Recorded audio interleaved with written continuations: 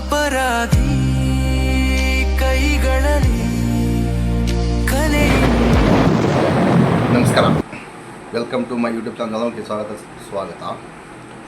ನೋಡಿ ಸ್ನೇಹಿತರೆ, ಧರ್ಮಸ್ಥಳದಲ್ಲಿ ಆಗಿರ್ತಕ್ಕಂಥ ಅನೇಕ ಹಿಂದೂ ಹೆಣ್ಣು ಮಕ್ಕಳ ಗಂಡು ಮಕ್ಕಳ ಅಸಹಜ ಸಾವುಗಳ ಬಗ್ಗೆ RTI ಮುಖಾಂತರ ಜಯಂತ್ ಅವರು ದಾಖಲಾತಿಯನ್ನು ತಗೊಳಕ್ಕೆ ಹೋದರೆ ವಿತಿನ್ 7 days 10 days ಒಳಗೆ ಕೊಡಬೇಕಾಗಿತ್ತು. ಅಲ್ಲಿನ ಪಂಚಾಯತ್ ಅಧಿಕಾರಿಗಳು ಇಲ್ಲ ಪೊಲೀಸ್ ಸ್ಟೇಷನ್ ಅಧಿಕಾರಿಗಳು UDR ಅದ್ರ ಬಗ್ಗೆ ಮಾಹಿತಿ ಕೊಡಬೇಕಾಗಿತ್ತು.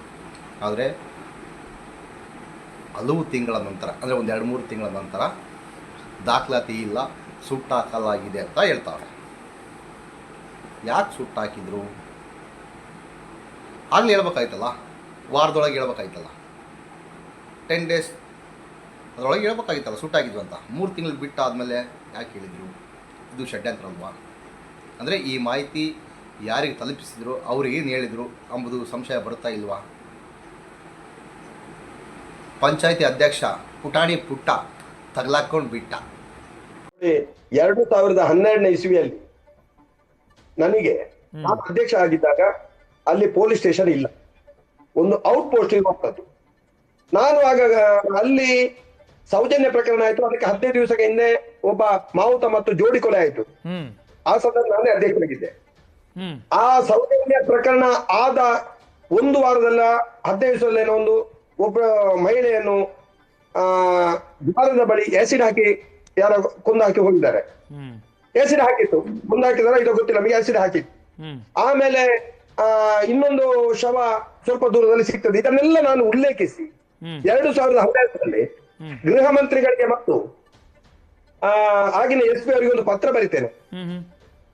ಪತ್ರದ ಇಲ್ಲಿ ಇಂಥದ್ದು ಕೃತ್ಯಗಳು ನಡೀತಿದ್ದೇವೆ, ಇಲ್ಲಿ ಒಂದು ಪೊಲೀಸ್ ಸ್ಟೇಷನ್ ಬೇಕು, ತಕ್ಷಣ ನೀವು ಈ ಬಗ್ಗೆ ಕ್ರಮ ಕೈಗೊಳ್ಬೇಕು ಅಂತೇಳಿ. ಪುಟಾಣಿ ಪುಟ್ಟ ತಗಲಾಕೊಂಡ್ಬಿಟ್ಟ. ಇದಕ್ಕೆಲ್ಲ ದಾಖಲಾತಿ ಬೇಕಲ್ವಾ?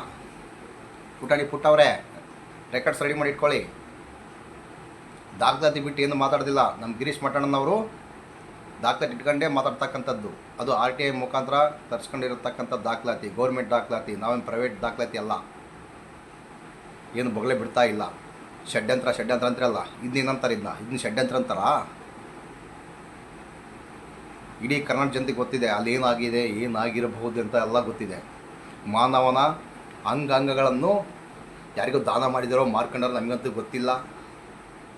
ಆದರೆ ಸತ್ಯಾಂಶ ಹೊರಗೆ ಬರಬೇಕಲ್ಲ, ಮಾರಾಟ ಮಾಡಿದಾರೋ ಇಲ್ಲ ದಾನ ಮಾಡಿದಾರೋ. ನೋಡಿ, ಆಸ್ಪತ್ರೆಗೆ ಕರ್ಕೊಂಡು ಹೋಗ್ತಾ ಇದ್ದಾರೆ, 108 ಆಂಬುಲೆನ್ಸಲ್ಲಿ ಕರ್ಕೊಂಡು ಹೋಗೋ ಹೊತ್ತಿನಲ್ಲಿ ದಾರಿ ಮಧ್ಯದಲ್ಲೇ ಹಸುನಿಗಿದ್ದಾನೆ, ಸತ್ತು ಹೋಗಿದ್ದಾನೆ ಅಂತ ಹೇಳ್ತಿದ್ರಲ್ಲ. ಅವ್ನು ID ಕಾರ್ಡ್ ಇರಲ್ವಾ? ಇಲ್ಲ ಅವನ್ನ ಕೇಳಿರೋದಿಲ್ಲ ಅಟ್ಲೀಸ್ಟ್ ಯಾವ ಊರು ಅಂತಂದೇಳಿ. ಆ ರೆಕಾರ್ಡ್ಸ್ ಇರಬೇಕಲ್ವಾ? ಅದು ಎಲ್ಲಿ ಉಂಟು? ಅದ್ರ ಮಾಹಿತಿ ಇಲ್ಲ. ಸರಿ, ಅಲ್ಲಿ ಹೆಗಡೆ ಆಸ್ಪತ್ರೆಗೆ ಕರ್ಕೊಂಡು ಹೋದ್ರಲ್ಲ, 72-76 ಕಿಲೋಮೀಟರ್ ದೂರದಲ್ಲಿ ಇರ್ತಕ್ಕಂಥ ಆಸ್ಪತ್ರೆಗೆ ಕರ್ಕೊಂಡು ಹೋಗಿದ್ರಲ್ಲ, ಆ ಆಸ್ಪತ್ರೆಯ ಕೋಲ್ಡ್ ಸ್ಟೋರೇಜ್ ಬಿಲ್ ಕಟ್ಟಿದವರು ಯಾರು? ಪಂಚಾಯತಿ ಕಡೆಯಿಂದ ಅಂಥ ಬಿಲ್ಲು ಇನ್ನೂ ಲಭ್ಯ ಆಗಿಲ್ಲ, ಬಿಲ್ಲೇ ಕಟ್ಟಿಲ್ಲ ನಮ್ಮ ಅಭಿಪ್ರಾಯ. ಇಲ್ಲಾಂದರೆ ಕಟ್ಟಿದರೆ ಬಿಲ್ ಇರ್ತಕ್ಕಂಥದ್ದು, ಬಿಲ್ ಇಲ್ಲವಲ್ಲ, ಹಾಗಾಗಿ ಹೇಳ್ತಕ್ಕಂಥದ್ದು. ನೋಡಿ ಸ್ನೇಹಿತರೆ, ನಿಮ್ಗೆ ಹೇಳೋದು ಇಷ್ಟೇ, ಷಡ್ಯಂತ್ರ ಮಾಡ್ತಿರೋದು ನಾವಲ್ಲ. BJPಯವರು ಈಗೇನು ಬಂದಿದ್ದಾರಲ್ಲ, ದೊಡ್ಡವರು ಸಣ್ಣವರು ಎಲ್ಲ ಬಂದಿದ್ದಾರಲ್ಲ, ಷಡ್ಯಂತ್ರ ಮಾಡ್ತಿದ್ದಾರೆ, ಹಿಂದೂ ದೇವಸ್ಥಾನದ ಮೇಲೆ ದಾಳಿ ಮಾಡ್ತಿದ್ದಾರೆ, ಧ್ವಂಸ ಮಾಡ್ತಿದ್ದಾರೆ, ಹಾಗೆ ಈಗೆಲ್ಲ ಬಿಂಬಿಸ್ತಾ ಇದ್ದಾರಲ್ಲ. ಸ್ವಾಮಿ, ಯಾವುದೇ ಸೌಜನ್ಯ ಹೋರಾಟಗಾರರು, ಯೂಟ್ಯೂಬ್ ಚಾನಲರು ಯಾವುದೇ ಒಂದು ರೀತಿಯಿಂದ ಧಕ್ಕೆ ಮಾಡ್ತಾ ಇಲ್ಲ. ಆಗಿರ್ತಕ್ಕಂಥದ್ದು ಸತ್ಯಾಂಶನ ಬಯಲಿಗೆಳಿತಾ ಇದ್ದಾರೆ. ಅದಕ್ಕೆ ಪೂರಕವಾಗಿ ದಾಖಲಾತಿ ಹಿಡ್ಕೊಂಡೆ, ದಾಖಲಾತಿ ಬಿಟ್ಟು ಏನು ಮಾಡ್ತಾ ಇಲ್ಲ. ಇದನ್ನ ಅರ್ಥ ಮಾಡ್ಕೊಳ್ಳಿ. ಅದನ್ನೆಲ್ಲ ಬಿಟ್ಬಿಟ್ಟು ಒಂದು ಸೈಡ್ ತನಿಖೆ ಮಾಡ್ಕೊಂತ ಹೋದರೆ ಆಗಲ್ಲ.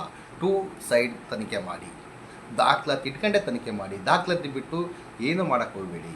ದಾಖಲಾತಿ ನಿಮಗೆ ಎಷ್ಟು ಬೇಕು ಅಷ್ಟು ದಾಖಲಾತಿ ನಮ್ಮ ಗಿರೀಶ್ ಸಾರು ಕೊಡ್ತಾರೆ. ಈ ವಿಡಿಯೋದಲ್ಲಿ ಸಮೇತ ನಿಮ್ಗೆ ಸಿಗುತ್ತೆ ಅಂದ್ಕೊಂಡಿದ್ದೀನಿ.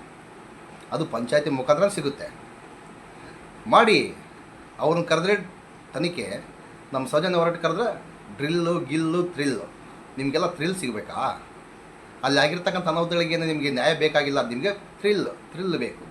ಅವ್ನು ಕಿರಿ ಕಾಯಿಗೆಗೆ ವಸಂತ್ ಗಿಳಿಯಾರ್ ಎಲ್ಲಿದೆಯಾ ಸ್ವಲ್ಪ ನೋಡು ದಾಖಲಾತೆ, ಏನಾಗಿದೆ ಏನಿಲ್ಲ. ಏನು ದೊಡ್ಡದಾಗಿ ಹೇಳ್ತಿದ್ದಲ್ಲ ಬಾಂಗ್ಲೆಗೂಡದಲ್ಲಿ ಹಾಗೆ ಈಗ ಅಂತೇಳಿ. ಇನ್ನೇನಂತಾರೆ ಮತ್ತೆ ಮೆಡಿಕಲ್ ಕಾಲೇಜಿನಲ್ಲಿ ಆಗಿರ್ತಕ್ಕಂಥ ಅಂಗಗಳ ಕಸಿ ಮಾಡಿ ಮಾರಾಟ ಮಾಡ್ತಿದ್ದ ಸಂಶಯ ಇದೆ. ಅಲ್ಲಿ ಊತ ಹಾಕಿರ್ತಕ್ಕಂಥದ್ದು ಹೆಣಗಳದ್ದು ಅದೇ ಇರ್ಬೋದಲ್ವಾ? ತನಿಖೆ ಮಾಡಿಲ್ತಾನೆ. ತನಿಖೆಯಿಂದ ನಿಖರ ಫಲಿತಾಂಶ ಹೊರಗೆ ಬರುತ್ತೆ, ಅಲ್ಲಿವರೆಗೆ ವೆಯ್ಟ್ ಮಾಡಿ. ನಿಜವಾಗ್ಲೂ ಅಪರಾಧಿಗಳು ಕಂಬಿಂದೆ ಹೋಗೋದು 100% ಸತ್ಯ. ನಿಖರ ತನಿಖೆಯಿಂದ ಮಾತ್ರ. ಒಂದು ಸೈಡ್ ತನಿಖೆ ಮಾಡಿದ್ರೆ ಈ ಕೇಸ್ ಕೂಡ ಸೌಜನ್ಯಳ ಥರನೇ ಹಳ್ಳ ಹಿಡಿಯುವುದು 100% ಸತ್ಯ. ಆದರೆ ಸೌಜನ್ಯಳ ಕೇಸ್ ಹಳ್ಳ ಎಷ್ಟು ಹಿಡಿಸಿದರೋ ಅದ್ರ 2 ಪಟ್ಟು ಮೇಲೆ ಎದ್ದು ಬರ್ತಾನೆ ಇದ್ದಾಳೆ. ಇದು ಸೌಜನ್ಯ ಶಕ್ತಿ. ಸೌಜನ್ಯ ಎಂಬುದು ದೈವ ಸ್ವರೂಪಿಯಾಗಿದ್ದಾಳೆ. ಇವತ್ತಿನ ದಿನದಲ್ಲಿ ಚಾಮುಂಡಿ ಅವತಾರ ತಾಳಿದ್ದಾಳೆ. ಅದಕ್ಕೋಸ್ಕರ ಅಲ್ಲಿರ್ತಕ್ಕಂಥ ದೊಡ್ಡ ದನಿಗಳ ಪಂಚೆ ಕಳಚುವ ಹಂತದಲ್ಲಿ ಇದೆ. ಅದಕ್ಕೇ ಅವರು ಈ ಥರ ಬಂದು ಸ್ಟೇಟ್ಮೆಂಟೆಲ್ಲ ಕೊಡ್ತಾ ಇದ್ದಾರೆ. ತಪ್ಪು ಮಾಡಿಲ್ಲ ಅಂದರೆ ಭಯ ಹಾಕ್ರಿ ಸ್ವಾಮಿ. ನೀವು ತಪ್ಪೇ ಮಾಡಿಲ್ಲ, ನಿಮ್ಗೆ ಯಾಕೆ ಭಯ? ಸೌಜನ್ಯದ ಬಗ್ಗೆ ಒಂದು ನಿಖರವಾದ ಮಾತು ಹೇಳಿ. ತನಿಖೆ ಮಾಡಿ, SIT ತಂಡದವರೇ ನೀವು ತನಿಖೆ ಕರೆಕ್ಟ್ ಮಾಡ್ತಾ ಇದ್ದೀರಾ, ಮಾಡಿ ಸೌಜನ್ಯಗೆ ನ್ಯಾಯ ದೊರಕಿಸಿ, ಇಲ್ಲಿ ಆಗಿರ್ತಕ್ಕಂಥ ಅನಾಹುತಗಳಿಗೆ ನ್ಯಾಯ ದೊರಕಿಸಿ ಅಂತ ಹೇಳಿ ನಿಮ್ಮ ಧೈರ್ಯ ಇದ್ದರೆ. ಅದನ್ನ ಬಿಟ್ಬಿಟ್ಟು ನನ್ನ ಮೇಲೆ ಷಡ್ಯಂತ್ರ, ನಿನ್ನ ಮೇಲೆ ಷಡ್ಯ ಯಾರೀ ಸ್ವಾಮಿ ಮಾಡ್ತಾಯಿದ್ರೆ ನಿಮ್ಮ ಮೇಲೆ ಷಡ್ಯಂತ್ರ? ನೀವಾಗ ನೀವು ಘೋಷಣೆ ಮಾಡ್ಕೊಂಡ್ಬಿಟ್ಟಿದ್ರಲ್ಲ ನಾನೇ ದೇವ ಮಾನವ ಅಂತೇಳಿ. ನಿನ್ನ ಮೇಲೆ ಯಾಕ್ರಿ ದ್ವೇಷ ನಮಗೆ? ಅಲ್ಲಿ ಆಗಿರ್ತಕ್ಕಂಥದ್ದು ಅನಾಹುತಗಳಿಗೆ ನ್ಯಾಯ ಬೇಕಂತ ಕೇಳ್ತಕ್ಕಂಥದ್ದು. ಅರ್ಥ ಮಾಡ್ಕೊಳ್ಳಿ. ನೀವು ಎಲ್ಲರಿಗಿಂತ ದೊಡ್ಡರಿರ್ಬೋದು, ಕಾನೂನಿಗಿಂತ ದೊಡ್ಡರಂತೂ ಅಲ್ಲ. ಕಾನೂನು ಮೀರಿ ನಡ್ಕೊಂಡ್ರೆ ಮಾತ್ರ ನಿಮಗೆ ಶಿಕ್ಷೆ ಆಗೋದು 100% ಸತ್ಯ. SIT ತಂಡದವ್ರು ಹೇಳಿದಾರೆ, ಕ್ಲೀನ್ ಶೀಟ್ ಕೊಟ್ಟಿದ್ದಾರಾ, ನೀವು ಇದರಲ್ಲಿ ಇಲ್ಲ ಅಂತೇಳಿ? ಇಲ್ಲ ತಾನೇ? ನಾವು ಏನಾದರೂ ನಿಮ್ಮ ಮೇಲೆ ಹೇಳ್ತಾ ಇದ್ವಾ ನೀವೇ ಇರ್ಬೋದಂತ? ಕುಂಬಳಕಾಯಿ ಕಳ್ಳ ಅಂದ್ಬಿಟ್ಟು ಎಲ್ಲಿ ಯಾಕೆ ಮುಟ್ಟು ನೋಡ್ಕೊತೀರಿ? ನಾನಲ್ಲ ತಾನೇ, ನೆಮ್ಮದಿಗಿದ್ದು ಬಿಡಿ. ಅದನ್ನೆಲ್ಲ ಬಿಟ್ಬಿಟ್ಟು ಷಡ್ಯಂತ್ರ ಹಾಗೆ ಹೀಗೆ ಇದೆಲ್ಲ ಯಾಕೆ ಮಾತಾಡ್ತಾ ಇದ್ದೀರಾ ನೀವು? ಒಂದು ಸ್ಟೇಟ್ಮೆಂಟ್ ಕೊಟ್ಬಿಡಿ. ನಿಖರವಾಗಿ ತನಿಖೆ ಮಾಡಲಿ, ಸತ್ಯಾಂಶ ಹೊರಗೆ ಬರಲಿ. ಅದನ್ನೆಲ್ಲ ಬಿಟ್ಬಿಟ್ಟು SIT ತಂಡ ತನಿಖೆ ಶುರುವಾಗಿದೆ, ಕರೆಕ್ಟಾಗಿ ಮಾಡ್ತಾಯಿದೆ, ನಿಮಗೆ ತುಂಬರುದೇ ಧನ್ಯವಾದಗಳು, ಹಾಗೆ ಹೀಗೆಲ್ಲ ಯಾಕೆ ಹೇಳ್ತಾ ಇದ್ದೀರಾ? ದಾರಿ ಯಾಕೆ ತಪ್ಪಿಸ್ತಾ ಇದ್ದೀರಾ? ಅರ್ಥ ಆಗಲ್ವಾ ಇದು ಕರ್ನಾಟಕ ಜನತೆಗೆ? ಇಲ್ಲಾಗಿರ್ತಕ್ಕಂಥದ್ದು ಅನಾಹುತಗಳಿಗೆ ಸಾಕ್ಷಿ ಪ್ರತಿಯೊಂದು ಸಿಗ್ತಾ ಇದೆ, ಮುಂದಿನ ದಿನದಲ್ಲಿ ಸಿಗುತ್ತೆ. ಪ್ರತಿಯೊಂದಕ್ಕೂ ಸಾಕ್ಷಿ ಉಂಟು, ದಾಖಲಾತಿ ಪ್ರಕಾರನೇ ಉಂಟು. ಅಂದರೆ ನೀವೇನು SIT ತಂಡದ ಮೇಲೆ ಪ್ರಭಾವ ಬೀರಿ SIT ತಂಡವನ್ನೇ ರದ್ದು ಮಾಡುವ ಹಂತದಲ್ಲಿದ್ದೀರಾ? ಇದು ನೆವರ್, ಸಾಧ್ಯವೇ ಇಲ್ಲ. ಯಾರೇ ಏನೇ ಗೋಗೆಳಿದ್ರು ಸಮೇತ ಸಾಧ್ಯವೇ ಇಲ್ಲ ಇದು. ಯಾರೇ ಮಾಡಲಿ ತನಿಖೆ ಮಾಡಿ. ಸೌಜನ್ಯ ಹೋರಾಟಗಾರರು ಏನಾದರೂ ಷಡ್ಯಂತ್ರ ಮಾಡಿದ್ರೆ ಒದ್ದು ಒಳಗಾಕಿ ಸ್ವಾಮಿ, ನಾವು ಬ್ಯಾಡ ಅಂತ ಹೇಳ್ತಾ ಇಲ್ಲ. ತಪ್ಪು ಅವರೇ ಮಾಡಿದ್ರೆ ತಪ್ಪೇ, ಇವ್ರು ಮಾಡಿದ್ರು ತಪ್ಪೇ. ಅದಕ್ಕೆ ನಮ್ಮ ವಿರೋಧನೇ ಇಲ್ಲ.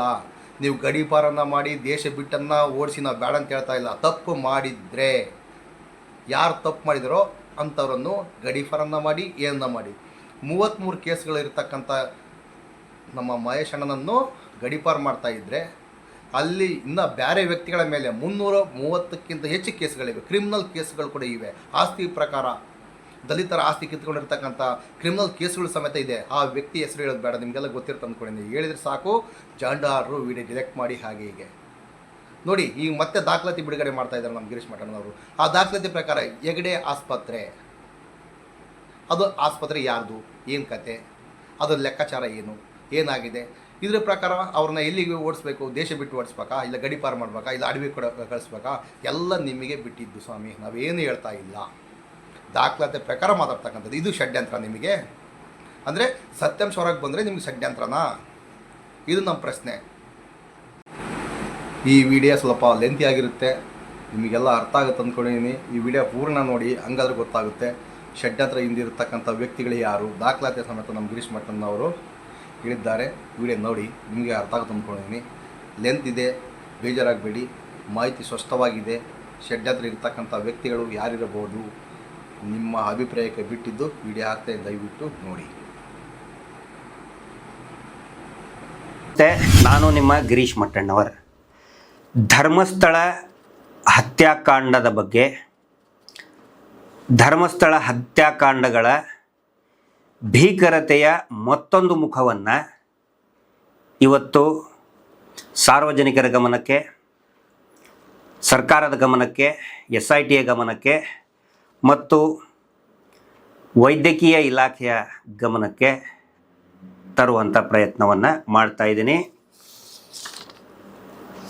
ಇದು ಯಾವ ಮಾಹಿತಿಗಳನ್ನು ನಾನು ಕೊಡ್ತಾ ಇದ್ದೀನಿ ಅವೆಲ್ಲವೂ ಕೂಡ ಯಾವುದೇ ಊಹಾಪೋಹ ಅಲ್ಲ, ಹೇಳಿದ್ದು ಕೇಳಿದ್ದು ಅಲ್ಲ.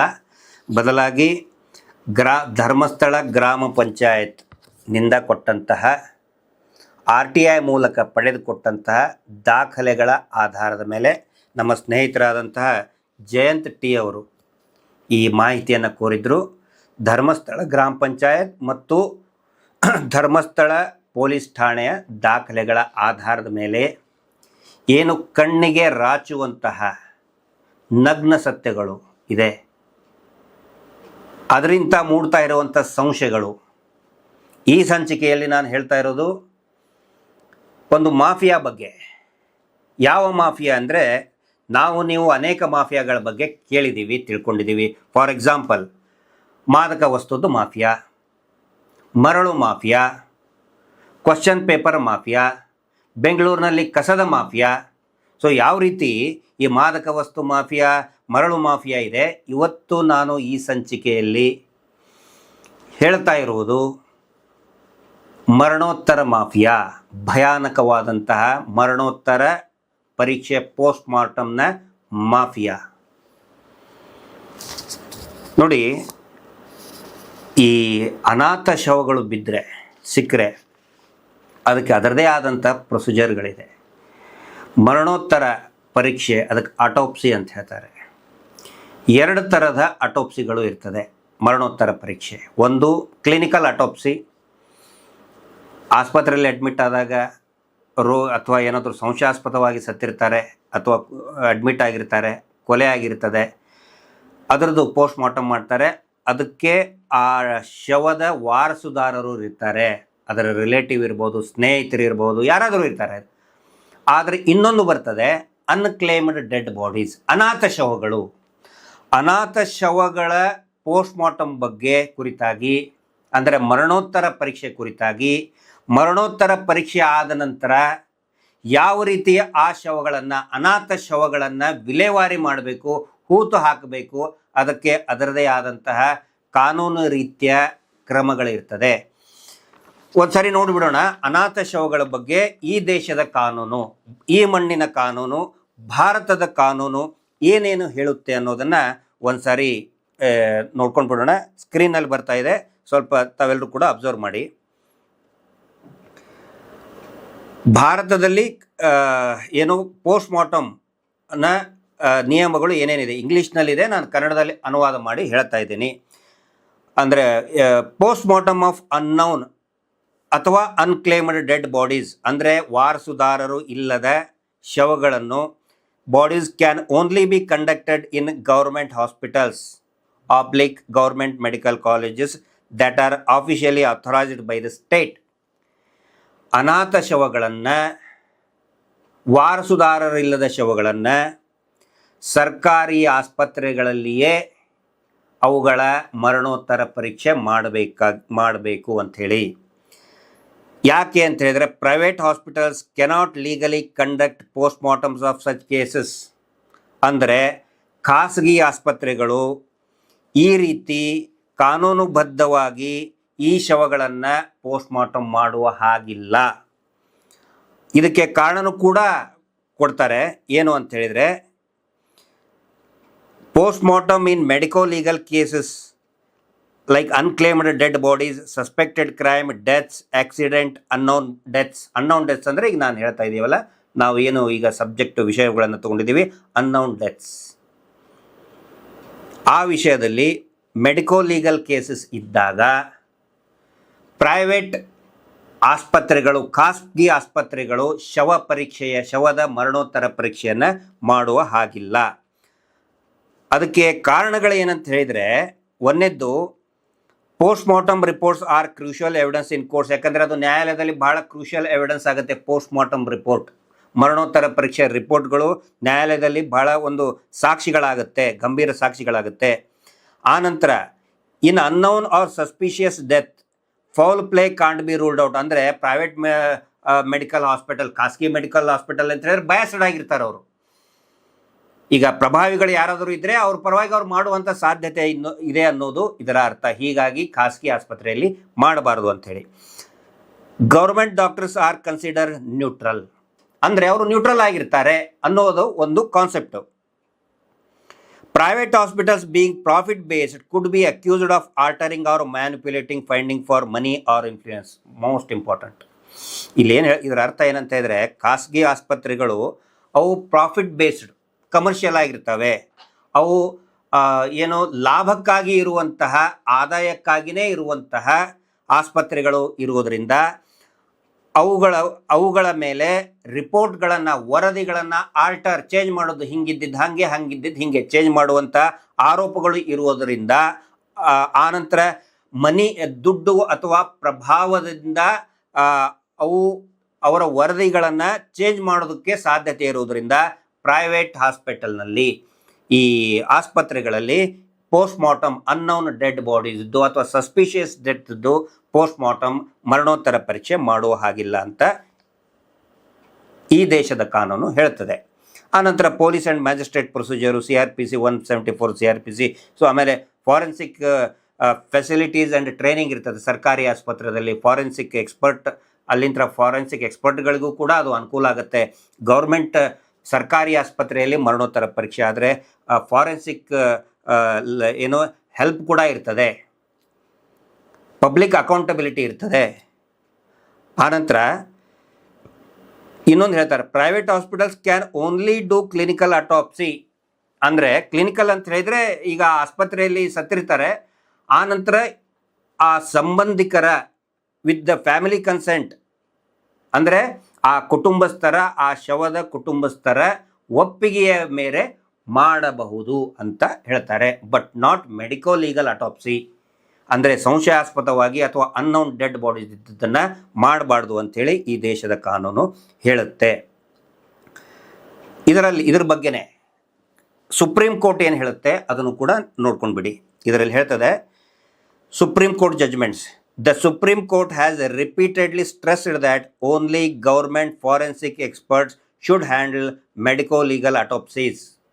ಅಂದರೆ ಸರ್ಕಾರದ ಫಾರೆನ್ಸಿಕ್ ಎಕ್ಸ್ಪರ್ಟ್ಗಳು ಮಾತ್ರ ಮೆಡಿಕೋ-ಲೀಗಲ್ ಅಟಾಪ್ಸಿ, ಅಂದರೆ ಈ ಮರಣೋತ್ತರ ಪರೀಕ್ಷೆಗಳನ್ನು ಹ್ಯಾಂಡಲ್ ಮಾಡಬೇಕು ಅಂತ ಹೇಳ್ತದೆ. ಆನಂತರ ರಾಜ್ಯ ಸರ್ಕಾರಗಳು ಏನು ಹೇಳ್ತದೆ, ಮೆನಿ ಸ್ಟೇಟ್ಸ್, ಅದರಲ್ಲಿ ಕರ್ನಾಟಕ, ಮಹಾರಾಷ್ಟ್ರ ಮತ್ತು ತಮಿಳುನಾಡು, ಕರ್ನಾಟಕದೂ ಕೂಡ ಹೇಳಿದ್ದಾರೆ. ಕರ್ನಾಟಕದ ನ್ಯಾಯಾಲಯಗಳು ಸರ್ಕಾರಿ ನೋಟಿಫಿಕೇಶನ್ಸ್ ಅದರಲ್ಲಿ ಏನು ಹೇಳಿದೆ, many states, Karnataka, Maharashtra, Tamil Nadu have official orders that private hospitals are not authorised for medico legal post mortem. ಅಂದರೆ ಕರ್ನಾಟಕ ಸರ್ಕಾರವು ಕೂಡ ಹೇಳಿದೆ, ಪ್ರೈವೇಟ್ ಖಾಸಗಿ ಆಸ್ಪತ್ರೆಗಳು ಮೆಡಿಕೋ ಲೀಗಲ್ ಪೋಸ್ಟ್ ಮಾರ್ಟಮ್ಗಳನ್ನು ಮಾಡುವ ಹಾಗಿಲ್ಲ ಅಂಥೇಳಿ ಕರ್ನಾಟಕ ಸರ್ಕಾರವೇ ಹೇಳಿದೆ. ಓನ್ಲಿ ನೋಟಿಫೈಡ್ ಡಿಸ್ಟ್ರಿಕ್ಟ್ ಹಾಸ್ಪಿಟಲ್ಸ್, ಅಂದರೆ ಜಿಲ್ಲಾ ಆಸ್ಪತ್ರೆಗಳು, ಗೌರ್ಮೆಂಟ್ ಮೆಡಿಕಲ್ ಕಾಲೇಜಸ್, ಅವುಗಳು ಮಾತ್ರ ಮಾಡಬಹುದು ಅಂಥೇಳಿ ರಾಜ್ಯ ಸರ್ಕಾರವೇ ಹೇಳಿದೆ. ನ್ಯಾಷನಲ್ ಹ್ಯೂಮನ್ ರೈಟ್ಸ್ ಕೂಡ ಸಾಕಷ್ಟು ನಿರ್ದೇಶಗಳನ್ನು ಕೊಟ್ಟಿದೆ. ಅನಾಥ ಶವಗಳನ್ನು ಕಂಡಲ್ಲಿ ಎಸಿಬಾರ್ದು, ಕಂಡಲ್ಲಿ ಹೂಳಬಾರ್ದು. ಇವ್ರು ಹೇಳ್ತಾರಲ್ಲ, ಎಲ್ಲಿ ಬೇಕಲ್ಲಿ ಎಸಿದ್ದಾರೆ. ರಿಸರ್ವ್ ಫಾರೆಸ್ಟಲ್ಲಿ ಈ ಪ್ರಾಣಿಗಳನ್ನು ಕೂಡ ಅಷ್ಟು ಕೆಟ್ಟದಾಗಿ ಹೂತಾಕೋದಿಲ್ಲ, ಅಷ್ಟು ಕೆಟ್ಟದಾಗಿ ಹಾಕಿದ್ದಾರೆ. But it is against national human rights commission. National human rights commission ಒಂದು ದೊಡ್ಡ ಪಟ್ಟಿಯನ್ನೇ ಕೊಟ್ಟಿದೆ, ಅನಾಥ ಶವಗಳನ್ನು ಯಾವ ರೀತಿ ಹೂತು ಹಾಕಬೇಕು ಅಂಥೇಳಿ. ಸೊ ಇದು ಒಂದು ಶಾರ್ಟ್ ಆಗಿ ಈ ದೇಶದ ಕಾನೂನು ಅನ್ನೌನ್ ಡೆಡ್ ಬಾಡಿ ಬಗ್ಗೆ ಏನೇನು ಹೇಳ್ತದೆ ಅನ್ನೋದನ್ನು ವಿವರಿಸಿದ್ದೀನಿ. ಈಗ ಬರೋಣ ಧರ್ಮಸ್ಥಳದ ಅನಾಥ ಶವಗಳ ಬಗ್ಗೆ. ನೋಡಿ, ಇವು ಏನು ಇಷ್ಟೊಂದು ದಾಖಲೆಗಳಿದೆಯಲ್ಲ, ಇದು ಇನ್ನೂ ಇದರ ಒಂದು 3 ಪಟ್ಟಿದೆ. ನಮ್ಮ ಜಯಂತ್ ಅವರು ತೆಗೆದಿದ್ದು 3 ಪಟ್ಟಿದೆ. ಇದು ಏನಿದೆ 67 ಅನಾಥ ಶವಗಳ ಬಗ್ಗೆ ಮಾತ್ರ, ವೆರಿ ರೀಸೆಂಟ್ ಆಗಿರುವಂಥ, ಆಲ್ಮೋಸ್ಟ್ 2014 ಇಲ್ಲಿವರೆಗೆ, ಅದರಲ್ಲಿನೂ ಎಷ್ಟೋ ಒಂದು 4-5 ವರ್ಷದ ಮಾತ್ರ ನಾವು ಅನಲೈಸ್ ಮಾಡಿದ್ದೀವಿ. ಇದರಲ್ಲಿ ಮಾತ್ರ ನಮಗೆ ಸಿಕ್ಕಿದ್ದು 67 ಅನಾಥ ಶವಗಳು ನೇರವಾಗಿ ಮಂಗಳೂರಿನ, ಅಂದರೆ ಧರ್ಮಸ್ಥಳದಿಂದ 76 ಕಿಲೋಮೀಟರ್ ದೂರ ಇರತಕ್ಕಂತಹ KS ಹೆಗಡೆ ಮೆಡಿಕಲ್ ಅಕಾಡೆಮಿ, ಕ್ಷೇಮ ಅಂತ ಕರೀತಾರೆ. ಅಲ್ಲಿ ಹೋಗಿ ಪೋಸ್ಟ್ ಮಾರ್ಟಮ್ಗೆ ತಗೊಂಡು ಹೋಗ್ತಾರೆ. ಯಾಕೆ? ಸರ್ಕಾರದ ನಿಯಮ ಹೇಳ್ತದೆ.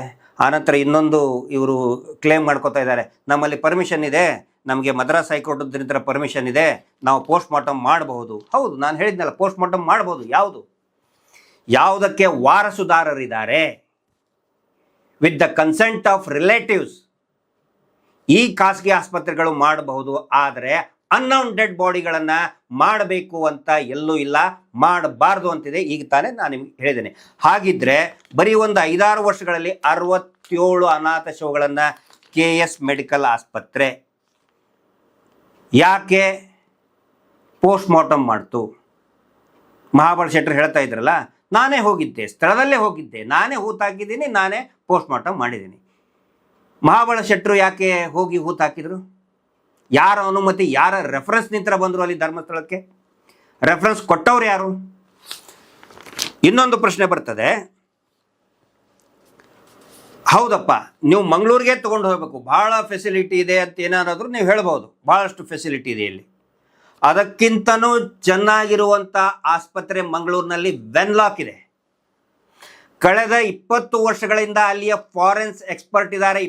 1 of the best forensic expert Chandrakant ಅಂತ ಅವರಿದ್ದಾರೆ. ಇನ್ನೂ ಅವರ ಟೀಮ್ ವೆನ್ಲಾಕ್ನಲ್ಲಿದೆ. ಆನಂತರ ಧರ್ಮಸ್ಥಳದಿಂದ ವೆನ್ಲಾಕಿಗೆ 71 ಕಿಲೋಮೀಟರ್ ಆದರೆ 71ರಿಂದ 72 ಕಿಲೋಮೀಟರ್ ಆಗುತ್ತೆ. ಅದೇ ಯಾವುದು ಈ ಖಾಸಗಿ ಮೆಡಿಕಲ್ ಆಸ್ಪತ್ರೆ KS Hegde medical hospital 76 kilometre ಆಗುತ್ತೆ. ಯಾಕೆ ಅಲ್ಲಿ ಹೋಗ್ತಾ ಇದ್ದೀರಿ? ಗೈಡ್ಲೈನ್ಸ್ ಹೇಳ್ತದೆ ನೀವು ವೆನ್ಲಾಕಿಗೆ ಅಂದರೆ ಗೌರ್ಮೆಂಟ್ ಹಾಸ್ಪಿಟಲ್ಗೆ ಹೋಗಬೇಕು. ಗೌರ್ಮೆಂಟ್ ಆಸ್ಪತ್ರೆ ಇದ್ದಾಗ ನೋಡಿ, ವೆನ್ಲಾಕು 1848ರಲ್ಲಿ ಬ್ರಿಟಿಷರಿಂದ ಪ್ರಾರಂಭವಾದಂತಹ ಇಡೀ ದಕ್ಷಿಣ ಭಾರತದಲ್ಲಿಯೇ ಅತಿ ದೊಡ್ಡ ಮತ್ತು ಅತಿ ಪುರಾತನವಾದಂತಹ ಹೆಗ್ಗಳಿಕೆ ಇರುವಂಥ ಆಸ್ಪತ್ರೆ. ಎಲ್ಲ ಫೆಸಿಲಿಟೀಸ್, ಮಾರ್ಚರಿ ಇದೆ, ಎಲ್ಲವೂ ಕೂಡ ಇದೆ ಇಲ್ಲಿ. ಅಲ್ಲಿ ಯಾಕೆ ಕರ್ಕೊಂಡು ಹೋಗ್ತಾ ಇದ್ದಾರೆ ಪೋಸ್ಟ್ ಮಾರ್ಟಮಿಗೆ? ಒಂದೇ ಪ್ರಶ್ನೆ. ಆನಂತರ ವೆನ್ಲಾಕ್ ಇನ್ನೂ ದೂರ ಆಯ್ತು ರೀ.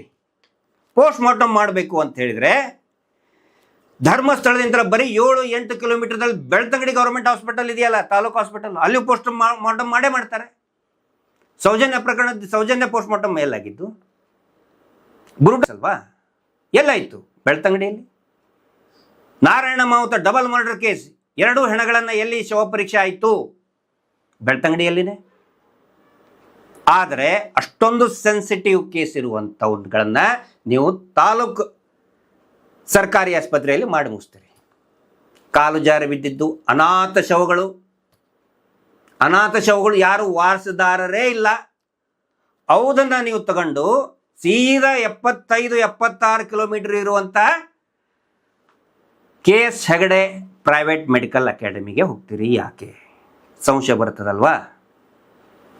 ಯಾಕೆ ಹೋಗ್ತಾರೆ ಅನ್ನೋದು ಕೂಡ ಕೆಲವೊಂದಿಷ್ಟು ಸಂಶಯಗಳನ್ನು ನಿಮಗೆ ಹೇಳ್ತಾ ಇದ್ದೀನಿ. ಇವರು ಹೇಳ್ತಾರಲ್ಲ, ಇದು ಗ್ರಾಮ ಪಂಚಾಯತಿ ಅಂತಲೇ ಕೊಟ್ಟಂಥ ಈ ದಾಖಲೆಗಳು ನೋಡಿ. ಪೋಸ್ಟ್ ಮಾರ್ಟಮ್ ಈ ದಾಖಲೆಗಳ ಪ್ರಕಾರ ಎಲ್ಲಿ KS ಹೆಗಡೆ ಮೆಡಿಕಲ್ ಹಾಸ್ಪಿಟಲಲ್ಲಿ ಆಯಿತು. ಕೆಲವೊಂದಿಷ್ಟು ವೆನ್ಲಾಕಿಗೂ ಕೂಡ ತೊಗೊಂಡು ಹೋಗಿದ್ದಾರೆ. ವೆನ್ಲಾಕಿಗೆ ಯಾವ ಹೆಣಗಳು ಹೋಗ್ತವೆ, KS ಹೆಗಡೆ ಪ್ರೈವೇಟ್ ಮೆಡಿಕಲ್ಗೆ ಯಾವ ಶವಗಳು ಹೋಗ್ತವೆ ಅದನ್ನು ಕೂಡ ನಾನು ವಿವರಿಸ್ತೇನೆ ಇವರೇ ಕೊಟ್ಟಂಥ ಮಾಹಿತಿ ಪ್ರಕಾರ. ಆಯಿತು, ಈಗಲೇ ಪೋಸ್ಟ್ ಮಾರ್ಟಮ್ ಮಾಡಿದರು. ಎಲ್ಲಿ? ಮಂಗಳೂರಲ್ಲಿ ಮಾಡಿದರು. ಮಂಗಳೂರಲ್ಲಿ ಮಾಡಿದರೆ ಮಂಗಳೂರಲ್ಲಿನೇ ಅನಾಥ ಶವಗಳಲ್ಲ, ಮಂಗಳೂರಲ್ಲಿನೇ ಅಲ್ಲಿಯ ಸ್ಮಶಾನದಲ್ಲಿ ಅವುಗಳನ್ನು ಹೂತು ಹಾಕಬೇಕಾಗಿತ್ತು, ಅದ್ರ ಕ್ರಿಮೇಷನ್ ಮಾಡಬೇಕಾಗಿತ್ತು. ಹಾಗೆ ಮಾಡಬೇಕು ಪ್ರೊಸೀಜರ್. ಅಥವಾ ಬೆಳ್ತಂಗಡಿಯಲ್ಲಿ ಕೇಸ್ ರಿಜಿಸ್ಟರ್ ಆದರೆ ಬೆಳ್ತಂಗಡಿಗೆ ತಗೊಂಡು ಬಂದು ಬೆಳ್ತಂಗಡಿಯ ನಗರದಲ್ಲಿ ಅಲ್ಲಿ ಇರತಕ್ಕಂತಹ ಸ್ಮಶಾನದಲ್ಲಿ ಹೂತಾಕಬೇಕಾಗಿತ್ತು. ಅದು ಬಿಟ್ಟು ಪಂಚಾಯತಿದವರು, ಅಧ್ಯಕ್ಷರು, ಉಪಾಧ್ಯಕ್ಷರು ಸುಳ್ಳು ಹೇಳ್ತಾ ಇದ್ದಾರೆ. ಎಲ್ಲ ನಾವು ಪೋಸ್ಟ್ ಮಾರ್ಟಮ್ ಆಗಿತ್ತು. ವೆನ್ಲಾಕ್ ಮಂಗಳೂರು 76 ಕಿಲೋಮೀಟರ್ ದೂರದಲ್ಲಿ ಇರ್ತಕ್ಕಂತಹ KS ಮೆಡಿಕಲ್ ಹಾಸ್ಪಿಟಲ್ನಲ್ಲಿ ಪೋಸ್ಟ್ ಮಾರ್ಟಮ್ ಮಾಡಿಬಿಟ್ಟು ಉಲ್ಟಾ ಮತ್ತೆ 76 ಕಿಲೋಮೀಟರ್ ತಗೊಂಡು ಬಂದು ಧರ್ಮಸ್ಥಳದ ಕಾಡಲ್ಲಿ ಹೂತು ಹಾಕಕ್ಕಾಗತ್ತಾ? ಆ ಥರ ಯಾವ ಪ್ರೊಸೀಜರ್ ಕೂಡ ಇಲ್ಲ. ಪೋಸ್ಟ್ ಮಾರ್ಟಮ್ ಎಲ್ಲಿ ಮಾಡಿರ್ತಾರೆ ಅದೇ ನಗರದಲ್ಲಿನೇ ಅದರ ಸಮೀಪನೇ ಮಾಡ್ತಾರೆ. ಬೆಳ್ತಂಗಡಿ ಹಾಸ್ಪಿಟಲ್ ಪೋಸ್ಟ್ ಮಾರ್ಟಮ್ ಮಾಡಿದರೆ ಬೆಳ್ತಂಗಡಿಯಲ್ಲಿನೇ ಹೂತಾಕ್ಬೇಕು ಅವನ್ನ. ಮಂಗಳೂರು, ನೀವೇ ಹೇಳ್ತಾ ಇದ್ರಲ್ಲ, ಮಂಗಳೂರಲ್ಲಿ ಕೇಸ್ ಮೆಡಿಕಲ್ ಹಾಸ್ಪಿಟಲ್ ಕಳಿಸ್ಕೊಟ್ವು, ಮಂಗಳೂರಲ್ಲೇ ಮಾಡಿರ್ತಾರೆ ಅದನ್ನ. ಹಾಗಿದ್ರೆ ಧರ್ಮಸ್ಥಳ ಕಾಡಿನಲ್ಲಿ ಹೂತಾಕಿದಂಥ ಶವಗಳು ಪೋಸ್ಟ್ ಮಾರ್ಟಮ್ ಮಾಡಿರಲಿಕ್ಕೆ ಸಾಧ್ಯ ಇಲ್ಲ ಅನ್ನುವಂಥ ಒಂದು ಸಂಶಯ ಮೂಡ್ತದೆ. 76 ಕಿಲೋಮೀಟರ್ ಯಾಕೆ ತೊಗೊಂಡು ಬರ್ತಾರೆ? ಹುಚ್ಚಿಡ್ದೈತೆ ಯಾರಿಗಾದರೂ? ಇವರೇ ಕೊಟ್ಟಿದ್ದಾರೆ ವೋಚರು. ಎಲ್ಲಿದೆ? ಇಲ್ಲಿಂದ ಆ್ಯಂಬುಲೆನ್ಸ್ ಅಲ್ಲಿಂದ ತಗೊಂಡು ಹೋದ್ವಿ ಅಂತೇಳಿ ಅದರದ್ದು ವೋಚರ್ ಕೊಟ್ಟಿದ್ದಾರೆ, ವಾಪಸ್ ತಗೊಂಡಿದ್ದು. ಆಮೇಲೆ ಯಾರು ಕೇಶವ ಬೆಳಾಲ್ ಅಂತ ಹೇಳಿ ಒಂದು TV ಚಾನಲ್ಗೆ ಮಾತಾಡ್ತಾ ಹೇಳ್ತಾ ಇದ್ರು, ಒಂದು ಶವ ವಿಲೆ ಅಂದರೆ ತಗೊಂಡು ಹೋಗೋದಕ್ಕೆ ಇವರಿಗೆ ಮಂಗಳೂರಿಗೆ ನಾವು ನೋಡಿ ದೇರಳೆಕಟ್ಟೆಗೆ ಹೋಗ್ಬೇಕು ಅಂದ್ರೆ 10ರಿಂದ 12,000 ರೂಪಾಯಿ ಖರ್ಚಾಗ್ತಾ ಇತ್ತು. ಅದರ ಸಲುವಾಗಿ ನಾವು ಧರ್ಮಸ್ಥಳದಲ್ಲೇ ಹೂತಾಕ್ತಾ ಇದ್ವಿ ಅಂತ ಹೇಳಿದ್ರು. ಎಲ್ಲಿ? ಬೆಳಾಲ್ ಅವರೇ, ಪುಟಾಣಿ ಪುಟ್ಟ ಮತ್ತೆ ನೀವು ಬಹಳ ಅಡ್ವೊಕೇಟ್ ಅಂತ ಹೇಳ್ತಾ ಇದ್ರಿ. ಮಾತಾಡಿ ಈಗ. ನೀವೇ ಗ್ರಾಮ ಪಂಚಾಯಿತಿಯವರು ಕೊಟ್ಟಂತಹ ದಾಖಲೆಗಳಲ್ಲಿ ಇದೆ ಸ್ವಾಮಿ, ನೀವೇ ಕೊಟ್ಟಂತಹ ಗ್ರಾಮ ಪಂಚಾಯಿತಿ ಇದರಲ್ಲಿ ಎಲ್ಲಿ 2012ನೇ ಇಸ್ವಿಯಲ್ಲಿ ನನಗೆ ನಾನು ಅಧ್ಯಕ್ಷ ಆಗಿದ್ದಾಗ ಅಲ್ಲಿ ಪೊಲೀಸ್ ಸ್ಟೇಷನ್ ಇಲ್ಲ, ಒಂದು ಔಟ್ ಪೋಸ್ಟ್ ಹೋಗ್ತದ್ದು. ನಾನು ಆಗ ಅಲ್ಲಿ ಸೌಜನ್ಯ ಪ್ರಕರಣ ಆಯ್ತು, ಅದಕ್ಕೆ 15 ದಿವಸಕ್ಕೆ ಹಿಂದೆ ಒಬ್ಬ ಮಾವುತ ಮತ್ತು ಜೋಡಿ ಕೊಲೆ ಆಯ್ತು. ಆ ಸಂದರ್ಭ ನಾನೇ ಅಧ್ಯಕ್ಷರಾಗಿದ್ದೆ. ಆ ಸೌಜನ್ಯ ಪ್ರಕರಣ ಆದ 1 ವಾರದಲ್ಲ 15 ದಿವಸದಲ್ಲೇನೋ ಒಬ್ಬ ಮಹಿಳೆಯನ್ನು ದ್ವಾರದ ಬಳಿ ಆಸಿಡ್ ಹಾಕಿ ಯಾರ ಕೊಂದು ಹಾಕಿ ಹೋಗಿದ್ದಾರೆ. ಆಸಿಡ್ ಹಾಕಿತ್ತು, ಕೊಂದು ಹಾಕಿದಾರ ಇದು ಗೊತ್ತಿಲ್ಲ, ನಮಗೆ ಆಸಿಡ್ ಹಾಕಿತ್ತು. ಆಮೇಲೆ ಇನ್ನೊಂದು ಶವ ಸ್ವಲ್ಪ ದೂರದಲ್ಲಿ ಸಿಗ್ತದೆ. ಇದನ್ನೆಲ್ಲ ನಾನು ಉಲ್ಲೇಖಿಸಿ 2012ರಲ್ಲಿ ಗೃಹ ಮಂತ್ರಿಗಳಿಗೆ ಮತ್ತು ಆಗಿನ SP ಅವರಿಗೆ ಒಂದು ಪತ್ರ ಬರಿತೇನೆ. ಪತ್ರದ ಇಲ್ಲಿ ಇಂಥದ್ದು ಕೃತ್ಯಗಳು ನಡೀತಿದ್ದೇವೆ, ಇಲ್ಲಿ ಒಂದು ಪೊಲೀಸ್ ಸ್ಟೇಷನ್ ಬೇಕು, ತಕ್ಷಣ ನೀವು ಈ ಬಗ್ಗೆ ಕ್ರಮ ಕೈಗೊಳ್ಬೇಕು ಅಂತ ಹೇಳಿ ದೇರಳೆಕಟ್ಟೆಗೆ ತಗೊಂಡು ಹೋದ್ವಿ. ನೀವು ಆ ಇಂಟರ್ವ್ಯೂನಲ್ಲಿ ಹೇಳ್ತೀರಿ ನಾವು ಅಲ್ಲಿ 10-12 ಸಾವಿರ ಆಗ್ತಾ ಇತ್ತು, ಅದರ ಸಲುವಾಗಿ ನಾವು ಇಲ್ಲೇ ಹೊತ್ತಾಗ್ತಾ ಇದ್ವಿ ಅಂತ ಹೇಳ್ತೀರಿ. ಪೋಸ್ಟ್ ಮಾರ್ಟಮ್ ಮಾಡಿದ್ದು ಆದ್ರೆ ದಾಖಲೆಗಳಲ್ಲಿ ತೋರಿಸ್ತಾ ಇದೆ, ಪೋಸ್ಟ್ ಮಾರ್ಟಮ್ ಮಾಡಿದ್ದು ಒಂದು ವೆನ್ಲಾಕ್, ಅತಿ ಹೆಚ್ಚು ಮಾಡಿದ್ದು ಯಾವುದು KS Hegde private medical institute, ಇನ್ನೊಂದಿಷ್ಟು ಬೆಳ್ತಂಗಡಿಯಲ್ಲಿ ಮಾಡಿದರೆ, ಮಂಗಳೂರಲ್ಲಿ ಮಾಡಿದರೆ ಅಲ್ಲೇ ಹೂತಾಕ್ತಾರಲ್ವಾ. ವಾಪಸ್ ತಗೊಂಡು ಬಂದು ಕಾಡಲ್ಲಿ ಹೂತಾಕ್ತಾರ? ನೇತ್ರಾವತಿ ಸ್ನಾನಘಟ್ಟದ ಪಕ್ಕ ಹೂತಾಕ್ತಾರ? ಕಾಡಲ್ಲಿ ಹೂತಾಕೋದು ಎಲ್ಲಿದೆ? ಅದು ಸಂಶಯ ಬರ್ತಾ ಇದೆ. ಆನಂತರ ಇಲ್ಲಿ ಆಗಲೇ ನಾನು ಕೇಳ್ದಂಗೆ ಫಾರೆನ್ಸಿಕ್ ಎಕ್ಸ್ಪರ್ಟ್ ಇವರು ಹೇಳೋದು, ಅಲ್ಲಿ ಫಾರೆನ್ಸಿಕ್ ಎಕ್ಸ್ಪರ್ಟ್ ಇರ್ತಾರೆ, ಅವರು ಇರ್ತಾರೆ, ಎಲ್ಲ ಫೆಸಿಲಿಟಿ ಇದೆ. ಸೌಜನ್ಯ ಕೇಸದ್ದು ಯಾಕೆ ಹಾಕಲಿಲ್ಲ? ಯಾಕೆ ನೀವು ಅಲ್ಲಿ ತಗೊಂಡು ಹೋಗಲಿಲ್ಲ ಮಂಗಳೂರಿಗೆ? ಪ್ರಕರಣದ ಸತ್ಯಾಂಶ ಬಯಲಿಗೆಳೆಬೇಕು ಅಂತ ಇದ್ದರೆ ಮಂಗಳೂರಿಗೆ ಯಾಕೆ ತಗೊಂಡು ಹೋಗಲಿಲ್ಲ? ಅಷ್ಟೊಂದು ಇನ್ಫ್ರಾಸ್ಟ್ರಕ್ಚರ್ ಇರುವಂಥ ಪ್ರೈವೇಟ್ ಇದಕ್ಕೆ ಯಾಕೆ ತಗೊಂಡು ಹೋಗಲಿಲ್ಲ? ಬೆಳ್ತಂಗಡಿಯಲ್ಲಿ 2 ಪ್ರಕರಣ, ಯಾವುದು ಆನೆ ಮಾವುತ ಡಬಲ್ ಮರ್ಡರ್ ಕೇಸ್ ಮತ್ತು ಸೌಜನ್ಯ ಕೇಸ್, ರಾತ್ರಿ 6 ಗಂಟೆ ಆದಮೇಲೆ ಬೆಳ್ತಂಗಡಿಯಲ್ಲಿ ಪೋಸ್ಟ್ ಮಾರ್ಟಮ್ ಮಾಡಿದಿರಿ. ಸಂಶಯ ಬರೋದಿಲ್ವಾ? ಇದು ಅನಾಥ ಶವಗಳನ್ನು ತಗೊಂಡು ನೀವು ಇದಕ್ಕೆ ಹೋಗ್ತೀರಾ? ಎಲ್ಲಿ? ಮಂಗಳೂರಿಗೆ ಹೋಗ್ತೀರಾ? Most sensible case, brutal rape and murder case ಇದ್ದಿದ್ದನ್ನು ನೀವು ಇಲ್ಲೇ 6 ಗಂಟೆ ಆದಮೇಲೆ ಸಾಯಂಕಾಲ ಆಫ್ಟರ್ ಸನ್ಸೆಟ್ ಬೆಳ್ತಂಗಡಿಯಲ್ಲೇ ಮಾಡ್ತೀರಾ. ಹಂಗಿದ್ರೆ ಸತ್ಯಾಂಶ ಹೊರಗಡೆ ಬರಬಾರ್ದು ಅಂತ ಈ ಒಂದು ಷಡ್ಯಂತ್ರ ನಡೆದಿದೆ ಅನ್ನೋ ಸಂಶಯ ಬರುತ್ತೋ ಇಲ್ಲೋ? ಅದು ಷಡ್ಯಂತ್ರ. ಬಹಳ ಮುಖ್ಯವಾದ ಘಟ್ಟಕ್ಕೆ ಈಗ ಬರ್ತಾ ಇದ್ದೀನಿ. ಈಗ ಮಾನವನ ಅಂಗಾಂಗಗಳನ್ನು ಕಸಿ ಮಾಡಬೇಕಾದ್ರೆ ಅಂಗಾಂಗ ಕಸಿ ಅಂತ ಹೇಳ್ತಾರೆ. ಇಂಗ್ಲೀಷ್ನಲ್ಲಿ ಹ್ಯೂಮನ್ ಆರ್ಗನ್ ಟ್ರಾನ್ಸ್ಪ್ಲಾಂಟೇಷನ್ ಅಂತಾರೆ ಅದಕ್ಕೆ. ಅಂದರೆ ಒಬ್ಬ ವ್ಯಕ್ತಿಯ ಅಂಗಾಂಗಗಳನ್ನು, ಕಿಡ್ನಿ ಇರ್ಬೋದು, ಲಿವರ್ ಇರ್ಬೋದು, ಕಣ್ಣು ಇರ್ಬೋದು, ಕಣ್ಣಿನ ಕಾರ್ನಿಯಾ ಇರ್ಬೋದು, ಇತ್ತೀಚೆಗೆ ಬೋನ್ ಮ್ಯಾರೋ ಇರ್ಬೋದು, ಅವುಗಳನ್ನು ಟ್ರಾನ್ಸ್ಪ್ಲಾಂಟೇಷನ್ ಯಾವ ವ್ಯಕ್ತಿಗೆ ಅದರ ಅವಶ್ಯಕತೆ ಇರ್ತದೆ ಅದನ್ನು ಟ್ರಾನ್ಸ್ಫರ್ ಮಾಡ್ತಾರೆ. ಹಾಗಿದ್ರೆ ಎಷ್ಟು ಗಂಟೆ ಒಳಗಡೆ ಯಾವ ಆರ್ಗನನ್ನು ಆ ಮನುಷ್ಯನಿಂದ ತೆಗೆಬೇಕು ಅಂದರೆ ಸತ್ತು, ಅಂದರೆ ಆ ವ್ಯಕ್ತಿಯ ಜೀವ ಹೋದ ಮೇಲೆ, ರಕ್ತ ಪರಿಚಲನ ನಿಂತ ಮೇಲೆ, ಬ್ಲಡ್ ಸರ್ಕ್ಯುಲೇಷನ್ ಸ್ಟಾಪ್ ಆದ ಮೇಲೆ ಎಷ್ಟು ಗಂಟೆಯ ಒಳಗೆ ಯಾವ ಅಂಗಾಂಗಗಳನ್ನು ತೆಗೆದು ಸ್ಟೋರ್ ಮಾಡಬಹುದು ಅನ್ನೋ ಒಂದು ವಿವರಗಳನ್ನು ನಿಮ್ಮ ಮುಂದೆ ಇಡ್ತಾ ಇದ್ದೀನಿ. ನಿಮ್ಗೆ ಭಾಳ ವಿಚಿತ್ರ ಅನಿಸ್ಬೋದು, ಇದು ಯಾಕಪ್ಪ ಈ ಹೊತ್ತಿನಲ್ಲಿ ಇದನ್ನು ಹೇಳ್ತಾ ಇದ್ದಾರೆ ಅಂಥೇಳಿ. Vital organ preservation times after death, ಸಾವು ಆದ ನಂತರ ಪ್ರಮುಖ ಅಂಗಾಂಗಗಳನ್ನು ಪ್ರಿಸರ್ವ್ ಮಾಡುವಂಥ ಟೈಮ್ ಪೀರಿಯಡ್ ಎಷ್ಟು ಗಂಟೆ ಒಳಗಡೆ ಅದನ್ನು ಪ್ರಿಸರ್ವ್ ಮಾಡಬಹುದು. ಹಾರ್ಟ್, ಹೃದಯ 4 ರಿಂದ 6 ಗಂಟೆ ಒಳಗಡೆ, ಅಂದರೆ ಒಬ್ಬ ವ್ಯಕ್ತಿ ಸತ್ತು 4 ರಿಂದ 6 ಗಂಟೆ ಒಳಗಡೆ ಅದನ್ನು ಪ್ರಿಸರ್ವ್ ಮಾಡಿಡಬಹುದು. ಲಂಗ್ಸ್, ಪುಪ್ಪಸಗಳು 4 ರಿಂದ 8 ಗಂಟೆ ಒಳಗಡೆ ಅದನ್ನು ಪ್ರಿಸರ್ವ್ ಮಾಡಿಡಬಹುದು. ಲಿವರ್ 8 ರಿಂದ ಲಿವರ್ ಏನಿರ್ತದೆ ಅದನ್ನು ಒಬ್ಬ ವ್ಯಕ್ತಿ ಸತ್ತು 8 ರಿಂದ 12 ಗಂಟೆ ಒಳಗಡೆ, ಅಂದರೆ ಅರ್ಧ ದಿನದವರೆಗೆ ಅದನ್ನು ಪ್ರಿಸರ್ವ್ ಮಾಡಿಡ್ಬೋದು. ಪ್ಯಾಂಕ್ರಿಯಸ್ 12 to 24 hours, ಅಂದರೆ 24 ಗಂಟೆ ಒಳಗಡೆ ಅದನ್ನು ಪ್ರಿಸರ್ವ್ ಮಾಡಿರ್ಬೋದು. ಕಿಡ್ನಿ, ಇಲ್ಲಿ ನೋಟ್ ಮಾಡ್ಕೊಳ್ಳಿ, ಕಿಡ್ನಿ ಅಂತ ನಾನು ಯಾಕೆ ಹೇಳ್ತಾ ಇದ್ದೀನಿ. 24 ರಿಂದ 36 ಗಂಟೆಗಳು, ಅಂದರೆ 1 ರಿಂದ 1.5 ದಿನ. ಈಗ ಒಬ್ಬ ವ್ಯಕ್ತಿ ಸಾಯ್ತಾನೆ, ಸತ್ತು 1.5 ದಿನದವರೆಗೂ ಕೂಡ ಆ ವ್ಯಕ್ತಿಯ ಕಿಡ್ನಿಯನ್ನು ಕತ್ತರಿಸಿ ಪ್ರಿಸರ್ವ್ ಮಾಡಿಡ್ಬೋದು. 1.5 ದಿನ ಟೈಮ್ ಇರ್ತದೆ. ಕಾರ್ನಿಯಾಸ್ ಅಂದರೆ ಕಣ್ಣಿನ ಕಾರ್ನಿಯಾ ಅಂತ ಹೇಳ್ತಾರೆ, ಅದನ್ನು 7 ರಿಂದ 14 ದಿನ ಆದರೂ ಕೂಡ, ಒಬ್ಬ ವ್ಯಕ್ತಿ ಮೃತಪಟ್ಟು 7 ರಿಂದ 14 ದಿನ ಆದರೂ ಕೂಡ, ಅಂದರೆ up to 6 to 12 hours after death for retrieval, ಆನಂತರ preserved for up to 7 to 14 days in storage. 7 ರಿಂದ 14 ದಿನಗಳವರೆಗೆ ಸ್ಟೋರೇಜ್ ಮಾಡಬಹುದು. ಅದೇ ರೀತಿ ಸ್ಕಿನ್ನಿದೆ 24 ತಾಸು. Bones, tendons 12 to 24 hours. ಇತ್ತೀಚೆಗೆ ಬೋನ್ಸ್, ಆನಂತರ ಈ ಬೋನ್ ಮ್ಯಾರೋ ಟ್ರಾನ್ಸ್ಪ್ಲಾಂಟೇಷನ್ ಸಿಕ್ಕಾಪಟ್ಟೆ ಕಾಸ್ಟ್ಲಿ ಆಗಿದೆ. ಭಾಳ ವೈಟಲ್, ಬೋನ್ ಮ್ಯಾರೋ ಅನ್ನೋದು ಭಾಳ ವೈಟಲ್ ಇನ್ಗ್ರೀಡಿಯೆಂಟ್ ಅದು.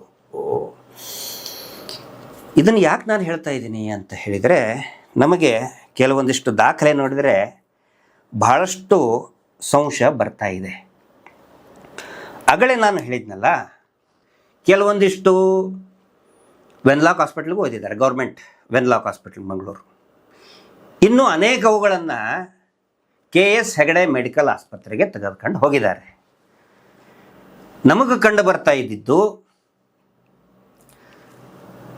ಸತ್ತು ಅತಿ ಶೀಘ್ರದಲ್ಲಿ, ಅತ್ಯಂತ ಅತಿ ಶೀಘ್ರದಲ್ಲಿ, ಈಗ ತಾನೇ ಸತ್ತಿದ್ದಾನೆ ಅಥವಾ ಸಾಯ್ತಾ ಇದ್ದಾನೆ ಅಂತ ಗೊತ್ತಾದಾಗ ನೇರವಾಗಿ KS ಹೆಗಡೆ ಮೆಡಿಕಲ್ ಹಾಸ್ಪಿಟಲ್ಗೆ ತೆಗೆದುಕೊಂಡು ಹೋಗ್ತಾರೆ. 2-3 ದಿನ ಕೊಳೆತಂಥ ಸ್ಥಿತಿಯಲ್ಲಿ ಇದ್ದಂಥವುಗಳನ್ನು ಸರ್ಕಾರಿ ಆಸ್ಪತ್ರೆಗೆ ತಗೊಂಡು ಹೋಗ್ತಾರೆ. ಯಾಕೆ ಅಂದರೆ, ಕೊಳೆತಂಥ ಹಣ್ಣುಗಳನ್ನು ಸರ್ಕಾರಿ ಆಸ್ಪತ್ರೆಗೆ, ಫ್ರೆಶ್ ಹಣ್ಣುಗಳು, ಅಂದರೆ ಸಾರಿ ದಯವಿಟ್ಟು ತಪ್ಪು ತಿಳ್ಕೊಬೇಡಿ, ಅಂದರೆ ಇವ್ರ ಕಾನ್ಸೆಪ್ಟ್ ಹೇಳ್ತಾ ಇದ್ದೀನಿ.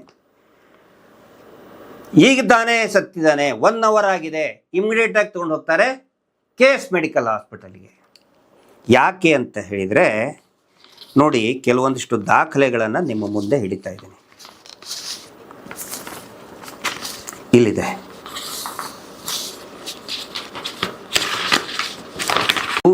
ಕೆಲವು, ಪೂರ್ತಿ ಅಲ್ಲ, ಕೆಲವು ಝೂಮ್ ಸ್ಕ್ರೀನಲ್ಲಿ ನೀವು ನೋಡಿ. 1 2 3 4 5 6 7 8 9 10 ಕೇಸ್ಗಳು ನೋಡಿದ್ದು. ಇದರಲ್ಲಿ ನೋಡಿ, ಎಲ್ಲ ಇದರಲ್ಲಿನೂ ಕೂಡ ಈ ಪ್ರಕರಣಗಳಲ್ಲಿ ಇವರಿಗೆ ಪಂಚಾಯತ್ ಅಭಿವೃದ್ಧಿ ಅಧಿಕಾರಿ ಧರ್ಮಸ್ಥಳ ಗ್ರಾಮ ಪಂಚಾಯತ್, ಇವರಿಂದ ಪೊಲೀಸ್ ಉಪನಿರೀಕ್ಷಕರು ಧರ್ಮಸ್ಥಳ ಪೊಲೀಸ್ ಠಾಣೆ, ಅಪರಿಚಿತ ಗಂಡಸು ಸುಮಾರು 45-50 ವರ್ಷ ಮೃತದೇಹವನ್ನು ದಫನ ಮಾಡುವ ಕುರಿತು. ಇದರ ಎಂಟೈರ್ ಸಾಮ್ರಾಜ್ಯದಲ್ಲಿ ಗಮನಿಸಬೇಕಾಗಿದ್ದು 3 ಅಂಶಗಳು.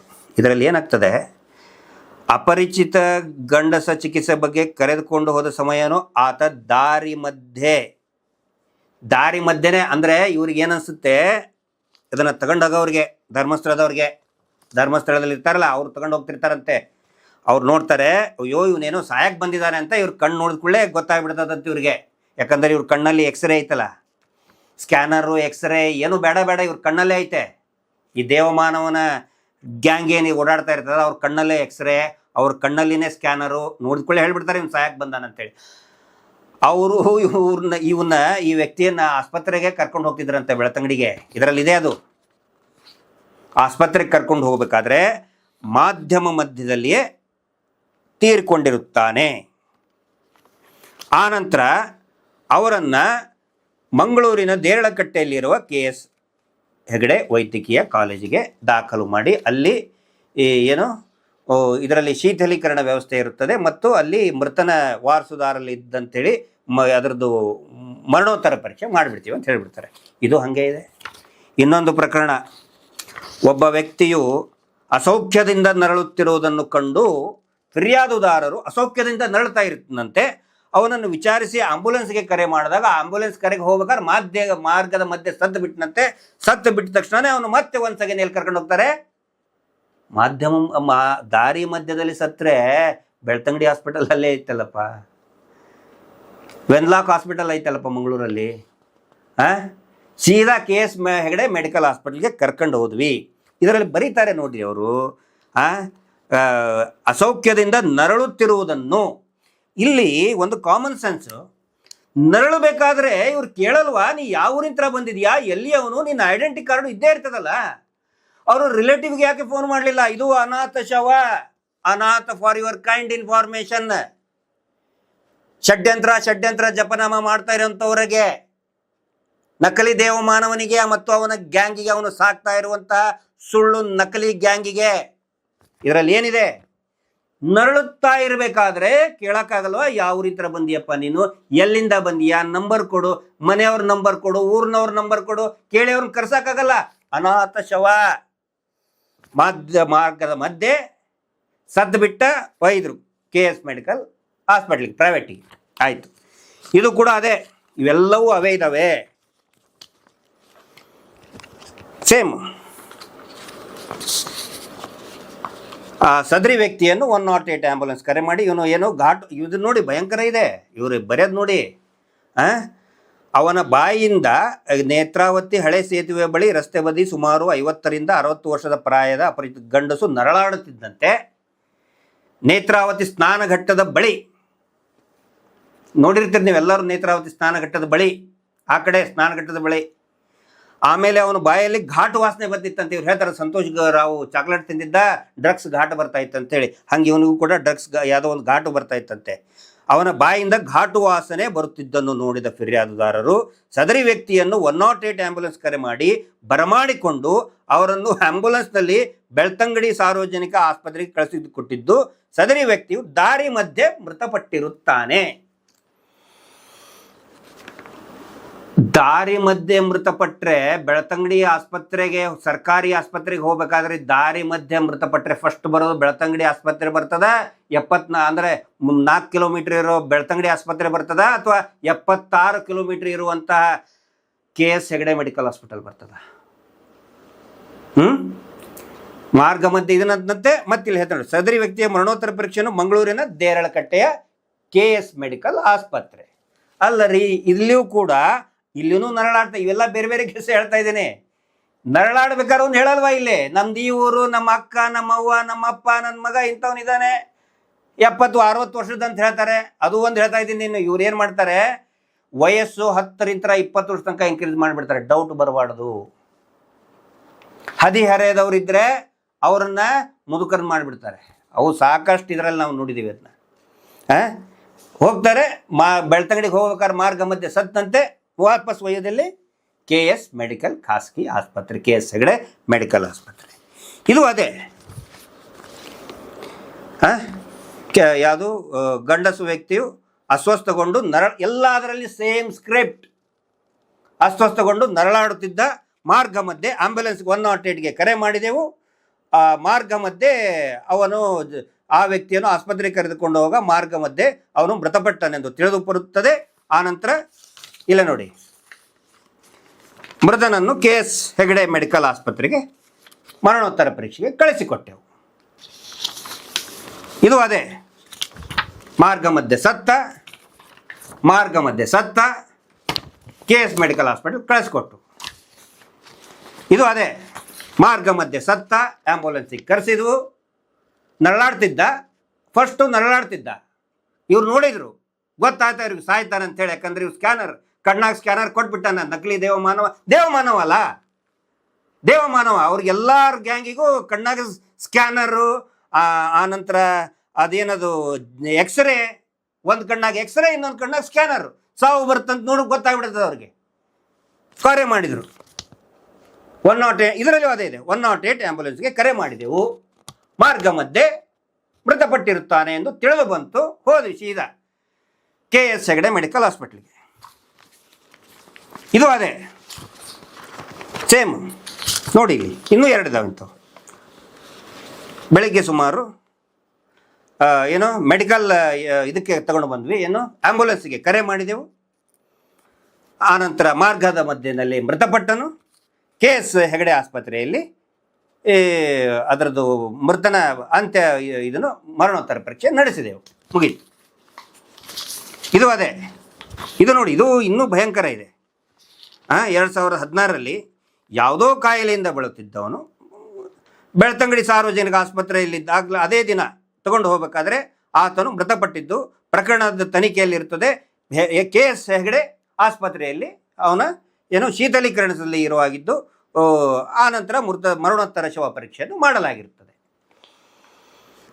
ಏನಿದು ನೋಡಿದ್ರು ಗೊತ್ತಾಯ್ತೀವಿ ಸಾಯ್ತಾನಂಥೇಳಿ. ಇಂಥವ್ರು ಈ ದೇಶದ ಜಗತ್ತಿನಲ್ಲಿನೇ ಒಂದು ಅಚ್ಚರಿ ಅಲ್ರಿ. ಇವರು ನೋಡಿದ ಕೂಡಲೇ ಸಾಯ್ತಾನಂತ ಗೊತ್ತಾಗ್ಬಿಡ್ತದಲ್ಲ ಇವ್ರಿಗೆ, ಧರ್ಮಸ್ಥಳದಲ್ಲಿರೋ ಗ್ಯಾಂಗ್ನವ್ರಿಗೆ. ಅಂದರೆ ಇದ್ರದ್ದು ಹಿಂದೆ ನಾನು ಹೇಳಿದ್ನಲ್ಲ, ಎಷ್ಟು ಗಂಟೆಯಲ್ಲಿ ಯಾವ ಅಂಗಾಂಗಗಳನ್ನು ಮೃತನ ವ್ಯಕ್ತಿಯಿಂದ ಶೇಖರಣೆ ಮಾಡಿ ಇಡಬಹುದು, ಅದು ಇದು ಅರ್ಧಂಬರ್ಧ ಹೊಡೆದಿರ್ತಾರೆ. ಅದರ ಸಾಕ್ಷಿನೂ ಕೂಡ ನಮ್ಮ ಹತ್ರ ಇದೆ, ಐ ವಿಟ್ನೆಸ್ ಇದ್ದಾರೆ, ತಗೊಂಡು ಬಂದಿಡ್ತೀವಿ, ಅವ್ರ ಕಡೆ ಮಾತಾಡಿಸ್ತೀವಿ. ವೇಟ್ ತಗೊಂಡು ಹೋಗ್ಬೇಕಾರೆ ಫ್ರೆಶ್ ಆಗಿ ಶವ ಇದ್ದರೆ ಪಾಪ ಎಷ್ಟು ನರಳಾಡಿರ್ತಾರೆ ಅವರು. ತಗೊಂಡು ಹೋಗೋದು KS ಹೆಗಡೆ ಹಾಸ್ಪಿಟಲ್ಗೆ. ಅಲ್ಲಿ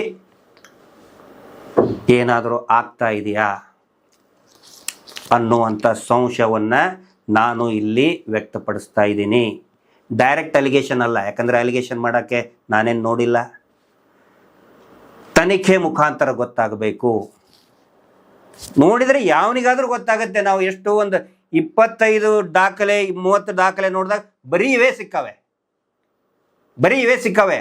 ಅಲ್ಲರಿ, ಸರ್ಕಾರಿ ಆಸ್ಪತ್ರೆ ಎಡು ಬಿದ್ದರೆ ಬೆಳ್ತಂಗಡಿಯಲ್ಲಿ ಸರ್ಕಾರಿ ಆಸ್ಪತ್ರೆ ಆಗುತ್ತೆ.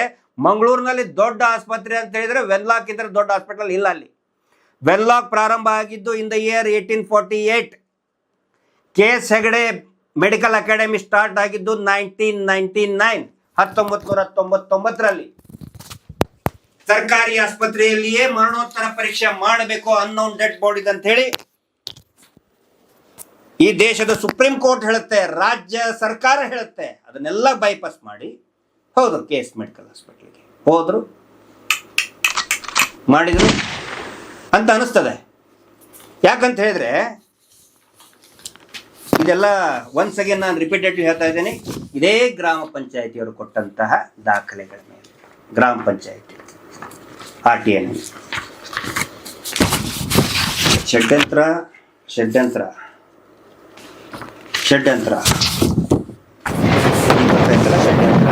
ಏನು ಹೇಳಿ, ಇದರಲ್ಲಿ ಒಂದು ತರ್ಕಬದ್ಧವಾದಂತಹ ಪ್ರಶ್ನೆ,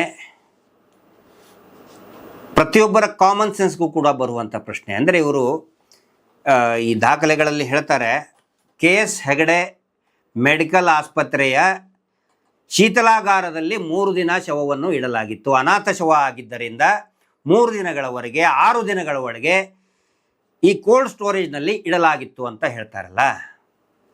ಒಂದು ತರ್ಕಬದ್ಧವಾದಂಥ ಪ್ರಶ್ನೆ ಏನು ಅಂತ ಹೇಳಿದರೆ, KS Hegde medical institute is a private medical hospital. ಇಲ್ಲಿ ಕೋಲ್ಡ್ ಸ್ಟೋರೇಜ್ನಲ್ಲಿ ಶವಗಳನ್ನು, ಅನಾಥ ಶವಗಳನ್ನು ಇಟ್ಟರೆ ಆ ಅನಾಥ ಶವಗಳನ್ನು ಇಟ್ಟಂತಹ ಚಾರ್ಜ್, ಯಾಕಂತ ಹೇಳಿದರೆ ಒಂದು ಕೋಲ್ಡ್ ಸ್ಟೋರೇಜ್ನಲ್ಲಿ ಇಡಬೇಕಾದ್ರೆ ಪ್ರತಿಯೊಂದು ಗಂಟೆಗೂ ಕೂಡ ಚಾರ್ಜ್ ಮಾಡ್ತಾರೆ. ಹಾಗಿದ್ರೆ ಆ ಅನಾಥ ಶವಗಳ ಬಿಲ್ಲನ್ನು ಕೊಟ್ಟವರು ಯಾರು? ಗ್ರಾಮ ಪಂಚಾಯತಿಂದ ನಮಗೆ ದೊರಕಿದಂತಹ ಬಿಲ್ಗಳಲ್ಲಿ ಕೋಲ್ಡ್ ಸ್ಟೋರೇಜ್ ಬಿಲ್ ಅಂತೂ ಇಲ್ಲ. ಆ್ಯಂಬುಲೆನ್ಸ್ ಬಿಲ್ ಇದೆ, ಹೂತು ಹಾಕಿದ್ದು 750 ರೂಪಾಯಿ 750 ರೂಪಾಯಿ ಬೇರೆ ಬೇರೆ ವರ್ಷದಲ್ಲಿ ಹೈಪ್ ಆಗಿದ್ದಿದೆ. ಕೋಲ್ಡ್ ಸ್ಟೋರೇಜ್ನಲ್ಲಿ ಇಟ್ಟಂಥ ಬಿಲ್ ಇಲ್ಲ. ಆ ಬಿಲ್ಲನ್ನು ಯಾರು ಕೊಟ್ಟರು? ಅಥವಾ ಪುಗುಸಟ್ಟೆ ಏನಾದರೂ ಮೆಡಿಕಲ್ KS ಹೆಗಡೆ ಮೆಡಿಕಲ್ ಅಕಾಡೆಮಿದವರು ಫ್ರೀಯಾಗಿ 3 ದಿನ 6 ದಿನ ಇಟ್ಕೊಂಡ್ರ? ಫ್ರೀಯಾಗಿ ಯಾಕೆ ಇಟ್ಕೊಂಡ್ರು? ಏನಾದರೂ ಲಾಭ ಇಲ್ಲದೆ ಒಂದು ಪ್ರೈವೇಟ್ ಮೆಡಿಕಲ್ ಹಾಸ್ಪಿಟಲ್ ಅವರು 3 ದಿನಗಟ್ಟಲೆ 6 ದಿನಗಟ್ಟಲೆ ಕೋಲ್ಡ್ ಸ್ಟೋರೇಜಲ್ಲಿ ಶವಗಳನ್ನು ಯಾಕೆ ಇಟ್ಕೊಂಡ್ರು? ಇದು ಏನಾದರೂ ಕಾರಣನ? ಅಂಗಾಂಗ ಕಾರಣನ ಅನ್ನುವ ಸಂಶಯ ಬರುತ್ತೆ.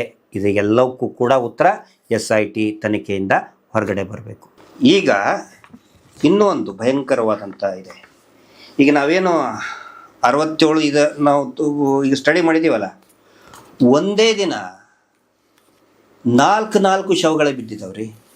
ಒಂದೇ ದಿನ ಯಾವ ಸುದ್ದಿ ಇಲ್ಲ, ಏನೂ ಇಲ್ಲ, ಯಾವ ಪತ್ರಿಕೆಯಲ್ಲಿಲ್ಲ, ಏನೂ ಇಲ್ಲ. ಆ್ಯಕ್ಚುಲಿ ಅನಾಥ ಶವಗಳು ಬಿದ್ದರೆ ಫಸ್ಟ್ ಪೇಪರ್ ನೋಟಿಫಿಕೇಶನ್ ಕೊಡಬೇಕು. ಆ ಕೆಲಸ ಈಗ ಮಾಡ್ತಾ ಇದ್ದಾರೆ. ಯಾವಾಗ ನಮ್ಮ ಟಿ ಜಯಂತ್ ಅವರು RTIನಲ್ಲಿ 2023ರಲ್ಲಿ ಹಾಕಿದರು, ಎಲ್ಲಿ ಬೆಳ್ತಂಗಡಿ ಪೊಲೀಸ್ ಠಾಣೆಗೆ ನಮಗೆ ಮಾಹಿತಿಯನ್ನು UDR ಸಂಶಯಾಸ್ಪದ ಸಾವಿನ ಮಾಹಿತಿಯನ್ನು ಕೊಡಿ ಅಂತ ಹೇಳಿದಾಗ ಸಂಪೂರ್ಣ ಹೇಳಿದ ಮೇಲೆ ಸುಟ್ಟು ಹಾಕ್ತಾರೆ. ಅಂದರೆ ಅವಾಗ ಮಾಹಿತಿ ಕೊಡಲ್ಲ ಅವರು. ಜಯಂತ್ ಅವರು ಮಾಹಿತಿ ಕೇಳಿ 3 ತಿಂಗಳಾದ್ಮೇಲೆ ಕೊಡ್ತಾರೆ, ನಾವು ಸುಟ್ಟು ಹಾಕಿದ್ದೇವೆ. ಯಾವಾಗ RTI ಕೇಳಿದ ತಕ್ಷಣನೇ ಕೊಡಬೇಕು, ವಿದಿನ್ 7 days. RTI ನೋಡಿದ ಕೂಡಲೇ ಏನೋ ನಡೀತಾ ಇದೆ ಇಲ್ಲಿ ಗೊತ್ತಾಗಿ ಬೆಳ್ತಂಗಡಿ ಪೊಲೀಸರು ದಾಖಲೆಗಳನ್ನು ಸುಟ್ಟು ಹಾಕಿ ಆಮೇಲೆ ಆನ್ಸರ್ ಕೊಡ್ತಾರೆ, ನೀವು ಕೇಳಿದ ದಾಖಲೆಗಳನ್ನು ಸುಟ್ಟು ಹಾಕಲಾಗಿರುತ್ತದೆ. ಒಂದೇ ದಿನ 4 ಅನಾಥ ಶವಗಳು. ಈ ಥರ 4 ಉದಾಹರಣೆಗಳಿದೆ. ಒಂದೇ ದಿನ 3 ಶವ, ಒಂದೇ ದಿನ 2 ಶವ, ಒಟ್ಟೊಟ್ಟಿಗೆ ಕಳಿಸ್ಬಿಡ್ತಾರೆ ಲಾಟಲ್ಲಿ. KS ಹೆಗಡೆ ಮೆಡಿಕಲ್ ಹಾಸ್ಪಿಟಲ್ ಲಾಟಲ್ಲಿ ಕಳಿಸ್ಬಿಡ್ತಾರೆ ರೀ. ಇದು ಮಾಫಿಯಾ, ಪೋಸ್ಟ್ ಮಾರ್ಟಮ್ ಮಾಫಿಯಾ ಮತ್ತು ಅಂಗಾಂಗಗಳ ಕಳ್ಳತನ ನಡೀತಾ ಇದೆಯಾ ಅನ್ನುವಂಥ ಒಂದು ಸಂಶಯ ಬರ್ತಾ ಇದೆ. SIT ಅವರು, ರಾಜ್ಯ ಸರ್ಕಾರ ಮತ್ತು ಈ ಸರ್ಕಾರದ ಆರೋಗ್ಯ ಸಚಿವರು ಇದನ್ನು ಗಮನಿಸಬೇಕಾಗತ್ತೆ. ಆನಂತರ ಈ ದಾಖಲೆಗಳಲ್ಲಿ ಅನೇಕ ದಾಖಲೆಗಳಿಂದ ನಾವು ನೋಡೋದು ಒಂದು ಏನಂತ ಹೇಳಿದರೆ, ಅನಾಥ ಮಹಿಳೆ ಶವ ಹ್ಯಾಂಗೆ ಸತ್ಲು ಅಂತ ಹೇಳಿದ್ರೆ ನೇತ್ರಾವತಿ ಘಟ್ಟದಲ್ಲಿ ಕಾಲು ಜಾರಿ ಬಿದ್ದ ಮಹಿಳೆ. 1991ರಿಂದ ನಾವು ದಾಖಲೆ ನೋಡಿದ್ದೀವಿ. ಕಾಲು ಜಾರಿ ಬಿದ್ದ ಮಹಿಳೆ 1994 ಕಾಲು ಜಾರಿ ಬಿದ್ದ ಮಹಿಳೆ. UDR ರಿಪೋರ್ಟ್ನಲ್ಲಿ ನೋಡಿ, ನೇತ್ರಾವತಿ ಸ್ನಾನಘಟ್ಟದಲ್ಲಿ ಕಾಲು ಜಾರಿ ಬಿದ್ದ ಮಹಿಳೆ.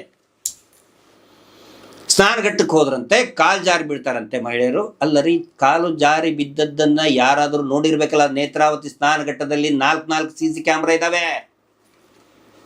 ಎಲ್ಲಿದೆ ಕಾಲು ಜಾರಿ ಬಿದ್ದಿದ್ದು? ಆನಂತರ ಕಾಲು ಜಾರಿ ಸ್ನಾನಘಟ್ಟದಲ್ಲಿ ಕಾಲು ಜಾರಿ ಬಿತ್ತಂತ ಮಹಿಳೆ ಸತ್ತ ಮೇಲೆ ಅಲ್ಲೇ ಹಿಂಗೆ ಎದ್ದು ಬಿಡ್ತಂತ ಡೆಡ್ ಬಾಡಿ. ಅಂದ್ರೆ ಇದೇನು ಕೆರೆನ? ನೇತ್ರಾವತಿ ಅದು ನದಿನ ಅಥವಾ ಕೆರೆನ ಬಾವಿನ ಹೇಳಿ. ಈ ಬಾವಿಯಲ್ಲಿ ಬಿದ್ದರೆ ಅದೇ ಬಾವಿಯಲ್ಲೇನೆ ಶವ, ಅಲ್ಲೇ ಸಿಗ್ತದಪ್ಪ ಶವ. ಕೆರೆಯಲ್ಲಿ ಬಿದ್ದರೆ, ದೊಡ್ಡ ಕೆರೆ ಇದ್ದರೆ ಅಲ್ಲಿ ಬಿದ್ದರೆ ಎಲ್ಲೋ ಎಷ್ಟೋ ಕಡೆ ಇನ್ನೂ ಸ್ವಲ್ಪ ದೂರಲ್ಲಿ ಸಿಗ್ತದೆ, ಬಟ್ ಅದೇ ಕೆರೆಯಲ್ಲೇ ಸಿಗ್ತದೆ. ನೇತ್ರಾವತಿ ನದಿ ಒಳ ಸುಳಿವು ಎಷ್ಟು ಸ್ಟ್ರಾಂಗ್ ಆಗಿದೆ, ಅಂಡರ್ ಕರೆಂಟ್ ಸ್ಟ್ರಾಂಗ್ ಆಗಿದೆ ಅಂತ ಹೇಳಿದ್ರೆ ಒಂದು ಸಾರಿ ಮುಳುಗಿದ್ರೆ ಎಷ್ಟೋ ದೂರದಲ್ಲಿ ಹೋಗಿ ಬೀಳ್ತವೆ ಡೆಡ್ ಬಾಡೀಸು. ಅಲ್ಲೇ ಸಿಗ್ತಂತೆ. ನೇತ್ರಾವತಿ ಸ್ನಾನಘಟ್ಟದಲ್ಲಿ ಬೀಳ್ತಾಳಂತೆ, ಡೆಡ್ ಬಾಡಿ ಅಲ್ಲೇ ಸಿಗುತ್ತಂತೆ. ಇವ್ರು ಕಟ್ಟ ಕತೆ. ಆ ನಂತರ ಮೋಕ್ಷ ಸಲುವಾಗಿ ಬೀಳ್ತಾ ಇದಾರಂತೆ, ಮೋಕ್ಷ ಸಿಗಲಿ ಅಂತೇಳಿ. ನಕಲಿ ದೇವಮಾನವನ ಈ ಕಟ್ಟುಕತೆ ಎಲ್ಲರೂ ಕೇಳಬೇಕಂತೆ, ಆ ಮಾತನ್ನು ನಾವು ನಂಬಬೇಕಂತೆ, ಅವನ ಮಾತು ನಂಬಿ ಅವನಿಗೆ ನಾವು ಹೇಳಬೇಕಂತೆ, ನೀನೇ ಮಾತನಾಡುವ ಮಂಜುನಾಥ ಅಂತ ಹೇಳಬೇಕಂತೆ ಅವನಿಗೆ. ಇದು ಅರ್ಥ ಆಗಬೇಕು. ಆ ನಂತರ ಕೊನೆಯದಾಗಿ ಈ ಮಹಾಬಳ ಶೆಟ್ಟಿ ರೋಲ್ ಏನ್ರಿ ಇದರಲ್ಲಿ? ಪ್ರತಿ ಸಾರಿ ಸೌಜನ್ಯ ಕೇಸಲ್ಲಿ ನಿಮ್ಗೆ ಗೊತ್ತಿರಲಿ, ಸೌಜನ್ಯ ಕೇಸ್ನಲ್ಲಿ ನಾ ಪ್ರಕರಣದಲ್ಲಿ ಮಾತಾಡ್ತಾ ಇದ್ದೀನಿ. 2012 ಅಕ್ಟೋಬರ್ 12ನೇ ತಾರೀಕಿಗೆ, ಅಂದರೆ 11ನೇ ತಾರೀಕಿಗೆ ಸಂತೋಷ್ ರಾವ್ನ ಸಾಯಂಕಾಲ ಅಲ್ಲಿಯ ಸ್ಥಳೀಯರು ಸಸ್ಪೆಕ್ಟೆಡ್ ರೇಪಿಸ್ಟ್ ಮಲಿಕ್ ಜೈನ್ ಅವನು ಹಿಡ್ಕೊಂಡು ಬರ್ತಾನೆ. 11ನೇ ತಾರೀಕು ಸಾಯಂಕಾಲ. 12ನೇ ತಾರೀಕಿಗೆ ಅಲ್ಲಿಯ ಸರ್ಕಾರಿ ಅಧಿಕಾರಿ, ವೈದ್ಯಾಧಿಕಾರಿ ಆದಮ್ ಅವರು ಹೇಳ್ತಾರೆ, ಇವನ ಮರ್ಮಾಂಗದ ಮೇಲೆ ಯಾವುದೇ ಗಾಯ ಇಲ್ಲ ಅಂತ ಹೇಳ್ತಾರೆ, ವರದಿ ಕೊಡ್ತಾರೆ. ಹಂಗೆ ಕೊಟ್ಟ ತಕ್ಷಣವೇ ಎಲ್ಲಿ ಕರ್ಕೊಂಡು ಹೋಗ್ತಾರೆ? 12ನೇ ತಾರೀಕಿಗೆ ದಾಖಲೆಗಳನ್ನು ನೋಡಿ, ಇದ್ರ ಸ್ಕ್ರೀನ್ನಲ್ಲಿ ಬರ್ತಾ ಇದೆ. 12ನೇ ತಾರೀಕಿಗೆ 4 ಗಂಟೆಗೆ ಮಹಾಬಳ ಶೆಟ್ಟರ ಹತ್ರ ಹೋಗ್ಬಿಡ್ತಾನೆ ಸಂತೋಷ್ ರಾವ್. ಹೋಗಿ ಅವನ ಮರ್ಮಾಂಗ ನೋಡ್ತಾರೆ. ಆದಮ್ ಅವ್ರು ನೋಡಿದಾಗ ಯಾವ ಗಾಯ ಸಿಕ್ಕಿಲ್ಲ. ಆಮೇಲೆ ಅವನ ಮರ್ಮಾಂಗವನ್ನು ಒಯ್ದು ಮಹಾಬಲ ಶೆಟ್ಟರಿಗೆ ತೋರಿಸ್ತಾರೆ, ಮರ್ಮಾಂಗವನ್ನು ಸಂತೋಷ್ ರಾವ್ದು. ಅವಾಗ ಅವರು ಗಾಯ ಆಗಿಬಿಟ್ಟಿದೆ ಅಂತ ಹೇಳ್ಬಿಡ್ತಾರೆ. ಪ್ರೈವೇಟ್ ಮೆಡಿಕಲ್ ಹಾಸ್ಪಿಟ್ಲಿಗೆ ಯಾಕೆ ಹೋಗ್ಬೇಕ್ರಿ? ಇಲ್ಲ Wenlock one of the best forensic expert ಇದ್ದಾರೆ ಅಲ್ಲಿ ಯಾಕೆ ಕರ್ಕೊಂಡು ಹೋಗಲಿಲ್ಲ? KS ಹೆಗಡೆ ಪ್ರೈವೇಟ್ ಮೆಡಿಕಲ್ ಆಸ್ಪತ್ರೆಗೂ ಮಹಾಬಲ ಶೆಟ್ಟರಿಗೂ ಈ ಧರ್ಮಸ್ಥಳಕ್ಕೂ ಏನು ಸೆಟ್ ಇದ್ದಂಥ ಶವಗಳಿಗೆ ಏನು ಸೆಟ್ಟಿಂಗ್ ಇದೆ? ಏನು ಈ ಬಡ್ಡಿ ಪೂಜ್ಯರು ಏನಾದರೂ ಗುತ್ತಿಗೆ ಕೊಟ್ಬಿಟ್ರಾ KS ಹೆಗಡೆ ಮೆಡಿಕಲ್ ಹಾಸ್ಪಿಟಲ್ಗೆ? ಕಾಂಟ್ರಾಕ್ಟ್ ಏನಾದರೂ ಕೊಟ್ಟಿದ್ದಾರಾ? ಕೇಳಬೇಕಲ್ಲ ಅದನ್ನು. ಗೌರ್ಮೆಂಟ್ ಹಾಸ್ಪಿಟಲ್ 2-3 ಬೆಳ್ತಂಗಡಿ ಇದೆ, ಪುತ್ತೂರು ಸ್ವಲ್ಪ ದೂರದಲ್ಲೇ ಇದ್ರೆ ಪುತ್ತೂರು ಇದೆ, ಈ ಕಡೆ ಹೋದರೆ ಬಂಟ್ವಾಳ ಹಾಸ್ಪಿಟಲ್ ಇದೆ. ದೊಡ್ಡದು ಬೇಕು ಅಂತ ಹೇಳಿದರೆ ದಕ್ಷಿಣ ಭಾರತದಲ್ಲಿನೇ ಅತ್ಯಂತ ದೊಡ್ಡದಾದಂಥ ವೆನ್ಲಾಕ್ ಹಾಸ್ಪಿಟಲ್ ಇದೆ. ಅದನ್ನೆಲ್ಲ ಬಿಟ್ಟು KS ಮೆಡಿಕಲ್ ಹಾಸ್ಪಿಟಲ್, ಅದರಲ್ಲೇ ಶ್ರೀಮಾನ್ ಯಾರು ಮಹಾಬಲ ಶೆಟ್ಟರು, ಏನು ಸೆಟ್ಟಿಂಗ್ ಇದೆ, ಏನು ನಡೀತಾ ಇದೆ ಅನ್ನುವಂಥ ಸಂಶಯ ಇದೆ. SIT ಅವರು ತನಿಖೆ ಮಾಡಬೇಕಲ್ವಾ? ಅದನ್ನು ಬಿಟ್ಟು SIT ನಿಂತು ಹೋಗುತ್ತದೆ, 1 ವಾರದಲ್ಲಿ ನಿಂತು ಬಿಡ್ತದೆ. ಷಡ್ಯಂತ್ರ ಮಾಡ್ತಾ ಇದ್ದಾರೆ. ಮಹೇಶ್ ಶೆಟ್ಟರು ಜೈಲಿಗೆ ಹೋಗ್ತಾರೆ, ಜಯಂತ್ ಸದ್ಯದರಲ್ಲಿಯೇ ಬಂಧನ, ವಿಠ್ಠಲ್ ಗೌಡ್ರು ಬಂಧನ, ಗಿರೀಶ್ ಮಟ್ಟಣ್ಣವ್ರಿಗೆ ಡವ ಅರೆಸ್ಟ್ ಆಗ್ತಾರೆ. ಅರೆಸ್ಟ್ ಯಾಕೆ ಮಾಡ್ತಾ ಇಲ್ಲ? TV ಚಾನಲ್ನವ್ರು ಹೋಗೋದು ಯಾರ ಹತ್ರ? ಗೃಹ ಸಚಿವರ ಹತ್ರ. ಯಾಕೆ ಅರೆಸ್ಟ್ ಮಾಡ್ತಾ ಇಲ್ಲ? ಗೊತ್ತಾಯ್ತಲ್ಲ ಷಡ್ಯಂತ್ರ ಏನು. ಇಷ್ಟೆಲ್ಲ ಇಟ್ಕೊಂಡು SIT ನಿಲ್ಲಿಸ್ಬೇಕಾ? ಜನಸಾಮಾನ್ಯರು ತೀರ್ಮಾನ ಮಾಡಿ. ಯಾಕೆ ಮಹೇಶ್ ಶೆಟ್ಟರ್ ಮೇಲೆ ನಿರಂತರವಾದ ಕೇಸ್ ಆಗ್ತಾ ಇದ್ದಾರೆ? ನಿರಂತರವಾಗಿ ನಮ್ಮ ಮೇಲೆ ಮಾಧ್ಯಮಗಳು, ಕೆಲವೊಂದಿಷ್ಟು ಮಾಧ್ಯಮಗಳು, ಕೆಲವೊಂದಿಷ್ಟು ಟ್ರೋಲ್ ಪೇಜರ್ಗಳು, ಕೆಲವೊಂದಿಷ್ಟು ಈ ದಲಾಲರು ಹಗಲು ರಾತ್ರಿ ಅದೇ TV, ಬಹುಶಃ ರಾತ್ರಿ ಊಟನೂ ಅಲ್ಲೇ ಕೊಡ್ತಾರೆ ಕಾಣ್ತೈತೆ, ಅದೇ TV ಚಾನಲ್ನಲ್ಲೇ ಮಲ್ಕೊಳ್ಳೋ ವ್ಯವಸ್ಥೆ ಮಾಡಿರ್ಬೇಕು ಅವ್ರಿಗೆ. ಬೆಳಗ್ಗೆಯಿಂದ ರಾತ್ರಿ ಬೆಳತ್ತೆ ಹಾಗೆ ಅದೇ ದಲಾಲರು. ಈ ವಿಷಯ ಯಾಕೆ ಮಾತಾಡೋಕ್ಕಾಗಲ್ಲ ಅವ್ರಿಗೆ? ನಾವು ಕೇಳ್ತಾ ಇರೋದು ಜನಸಾಮಾನ್ಯರು ಎಷ್ಟು ಜನ ನರಳಿ ಸತ್ತಿದಾರಲ್ಲ ಅವರಿಗೆ ನ್ಯಾಯ ಸಿಗಲಿ. ಇನ್ನೂ ಅನೇಕ ಹೂತಿಟ್ಟ ಶವಗಳಿದೆ. ಆ ಚಿನ್ನಯ್ಯನ ದಾರಿ ತಪ್ಪಿಸದವ್ರು ಯಾರು? ಅವನ ಉಲ್ಟಾ ಹೊಡೆಯೋದಂಗೆ ಮಾಡಿದಂತಹ ಅದರ ಷಡ್ಯಂತ್ರ ಏನು ಅದು ಬಯಲಾಗಬೇಕು. ಆ ಎಲ್ಲ ಜವಾಬ್ದಾರಿ SIT ಮೇಲೆ ಇದೆ. ಇಡೀ SITಯನ್ನು ಇವತ್ತು ಇಡೀ ರಾಜ್ಯಾದ್ಯಂತ, ದೇಶಾದ್ಯಂತ ಅನೇಕ ಜನ ದೈವ ಸ್ವರೂಪಿಯಾಗಿ ನೋಡ್ತಾ ಇದ್ದಾರೆ. ನಿರೀಕ್ಷೆಗಳ ಬೆಟ್ಟವೇ ಇದೆ. SIT ಸರಿಯಾಗಿ ತನಿಖೆ ಮಾಡಲಿ ಅಂಥೇಳಿ ಅವ್ರಿಗೆ ಬೆಂಬಲ ಕೊಡ್ತಾ, ಯಾವ ಕಾರಣಕ್ಕೂ ಕೂಡ SIT ತನಿಖೆ ನಿಲ್ಲಬಾರ್ದು. ನಾವೆಲ್ಲರೂ ಕೂಡ ಒಗ್ಗಟ್ಟಾಗಿ ಈ ಸೌಜನ್ಯ ಅನ್ನುವಂಥ ಹೋರಾಟ, ಸೌಜನ್ಯ ಅಂತ ಹೇಳಿದರೆ ಬರೀ ಸೌಜನ್ಯ ಒಂದು ಪ್ರಕರಣಗಳಲ್ಲ, 100 ದಬ್ಬಾಳಿಕೆಯ ಪ್ರಕರಣಗಳ ಒಂದು ಪ್ರತಿಬಿಂಬ, ಒಂದು ಸಂಕೇತ ಸೌಜನ್ಯ. ಎಲ್ಲರೂ ಕೂಡ ಈ ಸೌಜನ್ಯ ಹೋರಾಟಕ್ಕೆ ಬೆಂಬಲ ಕೊಡಿ ಮತ್ತು ಸತ್ಯವನ್ನು ವಿಶ್ಲೇಷಣೆ ಮಾಡಿ ಪ್ರಸಾರ ಮಾಡ್ತಕ್ಕಂತಹ ಈ ರೀತಿ ಅನೇಕ ಯೂಟ್ಯೂಬ್ಗಳನ್ನು ಸಬ್ಸ್ಕ್ರೈಬ್ ಮಾಡಿ. ವಿನಾಕಾರಣ ಸುಳ್ಳು, ಷಡ್ಯಂತ್ರ, ಬಂಧನ, ಸುಳ್ಳು ಜಳ್ಳು ಹೇಳುವಂಥ ದೊಡ್ಡ TV ಚಾನಲ್ಗಳನ್ನು ಸಬ್ಸ್ಕ್ರೈಬ್ ಮಾಡಿಕೊಂಡು ನಿಮ್ಮ ದುಡ್ಡನ್ನು ಹಾಳು ಮಾಡಬೇಡಿ. ಸತ್ಯವನ್ನು ವಿಶ್ಲೇಷಣೆ ಮಾಡ್ತಾ ಇರುವಂಥ ಯೂಟ್ಯೂಬರ್ಗಳಿಗೆ ಬೆಂಬಲ ಕೊಟ್ಟು ಸಬ್ಸ್ಕ್ರೈಬ್ ಮಾಡಿ. ಸತ್ಯದ ಹೋರಾಟಕ್ಕೆ, ಸೌಜನ್ಯ ಹೋರಾಟಕ್ಕೆ ಎಲ್ಲರೂ ಕೂಡ ಬೆಂಬಲ ಕೊಡಿ. Justice for Soujanya. ನಮಸ್ತೆ, ನಮಸ್ಕಾರ. ಇಷ್ಟೊತ್ತು ನೋಡಿರಲ್ಲ, ಷಡ್ಯಂತ್ರ ಮಾಡ್ತಿರೋದು ಯಾರು, ಏನು ಕತೆ, ಅವ್ರಿಗೆ ಯಾವ ಪರಿಸ್ಥಿತಿ ಬರಬಹುದು? ತಪ್ಪು ಮಾಡಿದರೆ, ತಪ್ಪು ಮಾಡಲಿಲ್ಲ ಅಂದರೆ ಬೇಡ ಸ್ವಾಮಿ, ಅವ್ರು ಚೆನ್ನಾಗಿರಲಿ, ನಾವು ಬೇಡ ಅಂತ ಹೇಳ್ತಾ ಇಲ್ಲ.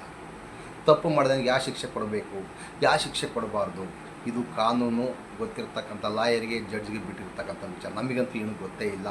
ಅವರು ಏನಾದರೂ ನಿಜವಾದ ತನಿಖೆ ಮಾಡಿ ನಿಜವಾದ ತಪ್ಪಿತಸ್ಥರು ಅನಿಸಿದರೆ ನಿಮಗೆ ಯಾವ ಶಿಕ್ಷೆ ಕೊಡ್ತೀರೋ ನಿಮ್ಮ ಅಭಿಪ್ರಾಯಕ್ಕೆ ಬಿಟ್ಟಿದ್ದೆ. ನಮಸ್ಕಾರ. ಇಷ್ಟೊತ್ತು ವೀಕ್ಷಣೆ ಮಾಡಿದ ಎಲ್ಲ ಕರ್ನಾಟಕ ಜನತೆಗೂ, ನಮ್ಮ ದೇಶದ ಜನತೆಗೂ ಹೃತ್ಪೂರ್ವಕವಾದ ನಮಸ್ಕಾರಗಳು. ಇದೇ ರೀತಿ ನಮ್ಮ ಚಾನಲ್ಗೆ ಸಪೋರ್ಟ್ ಮಾಡಿ, ಸಬ್ಸ್ಕ್ರೈಬ್ ಮಾಡಿ, ಲೈಕ್ ಮಾಡಿ, ಕಮೆಂಟ್ ಮಾಡಿ, ಶೇರ್ ಮಾಡಿ ಅಂತ ಹೇಳ್ತಾ ನೆಕ್ಸ್ಟ್ ಮಾಡಿದ ಸಿಗ್ತೀನಿ. ನಮಸ್ಕಾರ.